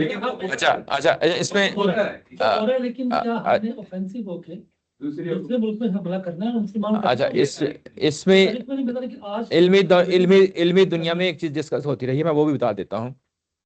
یہ ڈسکس ہوتی رہی ہے، یہ امام شافعی رحمۃ اللہ علیہ اور امام مالک کا جو نقطہ نظر ہے کہ جہاد کی جو علت ہے، یہ بڑا امپورٹنٹ پہلو ہے. جہاد کی علت کیا ہے، یعنی جہاد ہم کیوں کریں؟ تو ان کا قول یہ ہے کہ جہاد ہم شرک اور کفر کے خاتمے کے لیے کریں گے، یعنی یہ علت ہمارے ہاں پائی جاتی ہے. اس کے بعد حنفی آئے اور انہوں نے اس کو ڈائلیوٹ کر دیا، اور آج تک جو نقطہ نظر حنفیوں کا اب اس کو جمہور نقطہ نظر کہا جاتا ہے، یعنی باقی لوگوں نے بھی اس کو قبول کر لیا ہے. جمہور کا مطلب یہ ہے کہ عمومی طور پہ ایکسیپشنز ہوتی ہیں ہمیشہ، یعنی عمومی طور پہ اس چیز کو اڈاپٹ کر لیا ہے. وہ نقطہ نظر کیا ہے، جہاد کی علت کیا ہے. اب کسی بھی ایکس وائی زیڈ سے عالم سے پوچھ لیں گے، قطع نظر کہ شافعی ہے، حنبلی ہے، مالکی ہے، یا مطلب دیوبندی ہے، بریلوی ہے، یا حنفی ہے، ایکس وائی زیڈ کوئی بھی، تو وہ اسٹریٹ اوے اپنی کتابوں سے پڑھ کے بتائیں گے کہ اس جہاد کی علت غلبہ ہے. غلبہ ہے، یعنی اب وہ یہ نہیں کہیں گے کہ شرک اور کفر کا خاتمہ ہے، وہ کہیں گے غلبہ ہے. اب وہ غلبے کی آیات کہاں سے پڑھیں گے؟ اصل میں وہ یہی آیات ہیں، لیکن یہ ڈائلیوٹ کر کے وہ کر رہے ہیں. اس پورے کا پیکج کو نہیں اٹھاتے، کیونکہ وہ کہتے ہیں کہ یہ اصل میں تھی مشرکین مکہ کے لیے. یہ وہ بھی کہتے ہیں، مانتے ہیں کہ یہ آیات تھیں ان کے لیے، لیکن ان آیات سے ہمارے لیے کیا سبق ملتا ہے؟ وہ غلبہ ہے. یعنی اس کو ڈائلیوٹڈ ورژن جو ہے نا اس میں لے آتے ہیں. ہم یہ کہتے ہیں کہ ہم اس پیکج کو بالکل ٹچ ہی نہیں کریں گے. ہم اس کو جو ہے نا جہاد کی علت، دوسری جو علت ہے جو فتنہ کا خاتمہ ہے، صرف اس تک محدود رکھیں گے. ہمارے ہاں فکر فراہی میں جو ہے نا اب آ کے اس کو صرف محدود کر دیتے ہیں کہ جہاد کی علت کیا ہے، وہ صرف اور صرف فتنہ ختم کرنا ہے. جو دوسرا فیکٹر ہے اس کو ہم شامل نہیں کریں گے. جبکہ ہم دوسرا نقطہ نظر جو روایت میں ہے وہ یہ کہتے ہیں کہ دین کے غلبے کے لیے ہم اٹھیں گے. دین کے غلبے اور جہاد کی علت ہی یہی ہے. جہاد کی علت، جہاد ہوتے رہنا چاہیے دین کے غلبے کے لیے. تو اب اس کو جب پولیٹیکل فریم ورک دے دیا گیا تو اس میں پھر جماعت اسلامی اچھا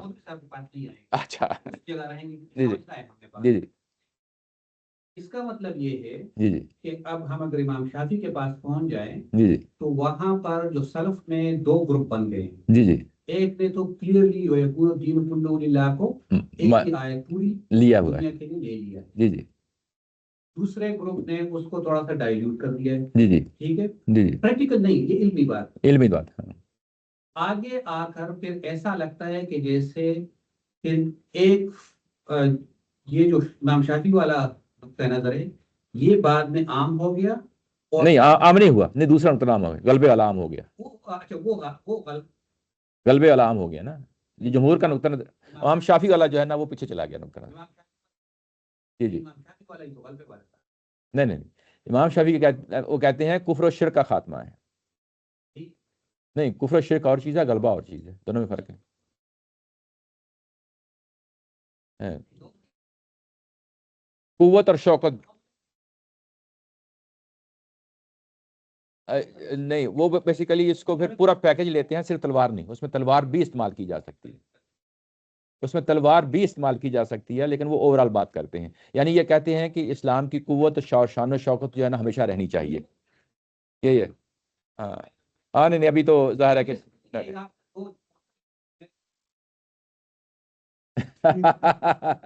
اس کا پھر اگلی دفعہ صحیح، کیونکہ 9:30 ہونے والے ہیں، تو کوئی پتہ نہیں تھوڑی دیر میں یہاں اور کلاس شروع ہو جائے۔ ٹھیک ہے، اسی کے ساتھ ختم کرتے ہیں، میں کوشش کروں گا لیپ ٹاپ اگلی دفعہ جو ہے نا پرابلم نہ کرے۔ جزاک اللہ خیر، السلام علیکم رحمۃ اللہ۔ السلام علیکم۔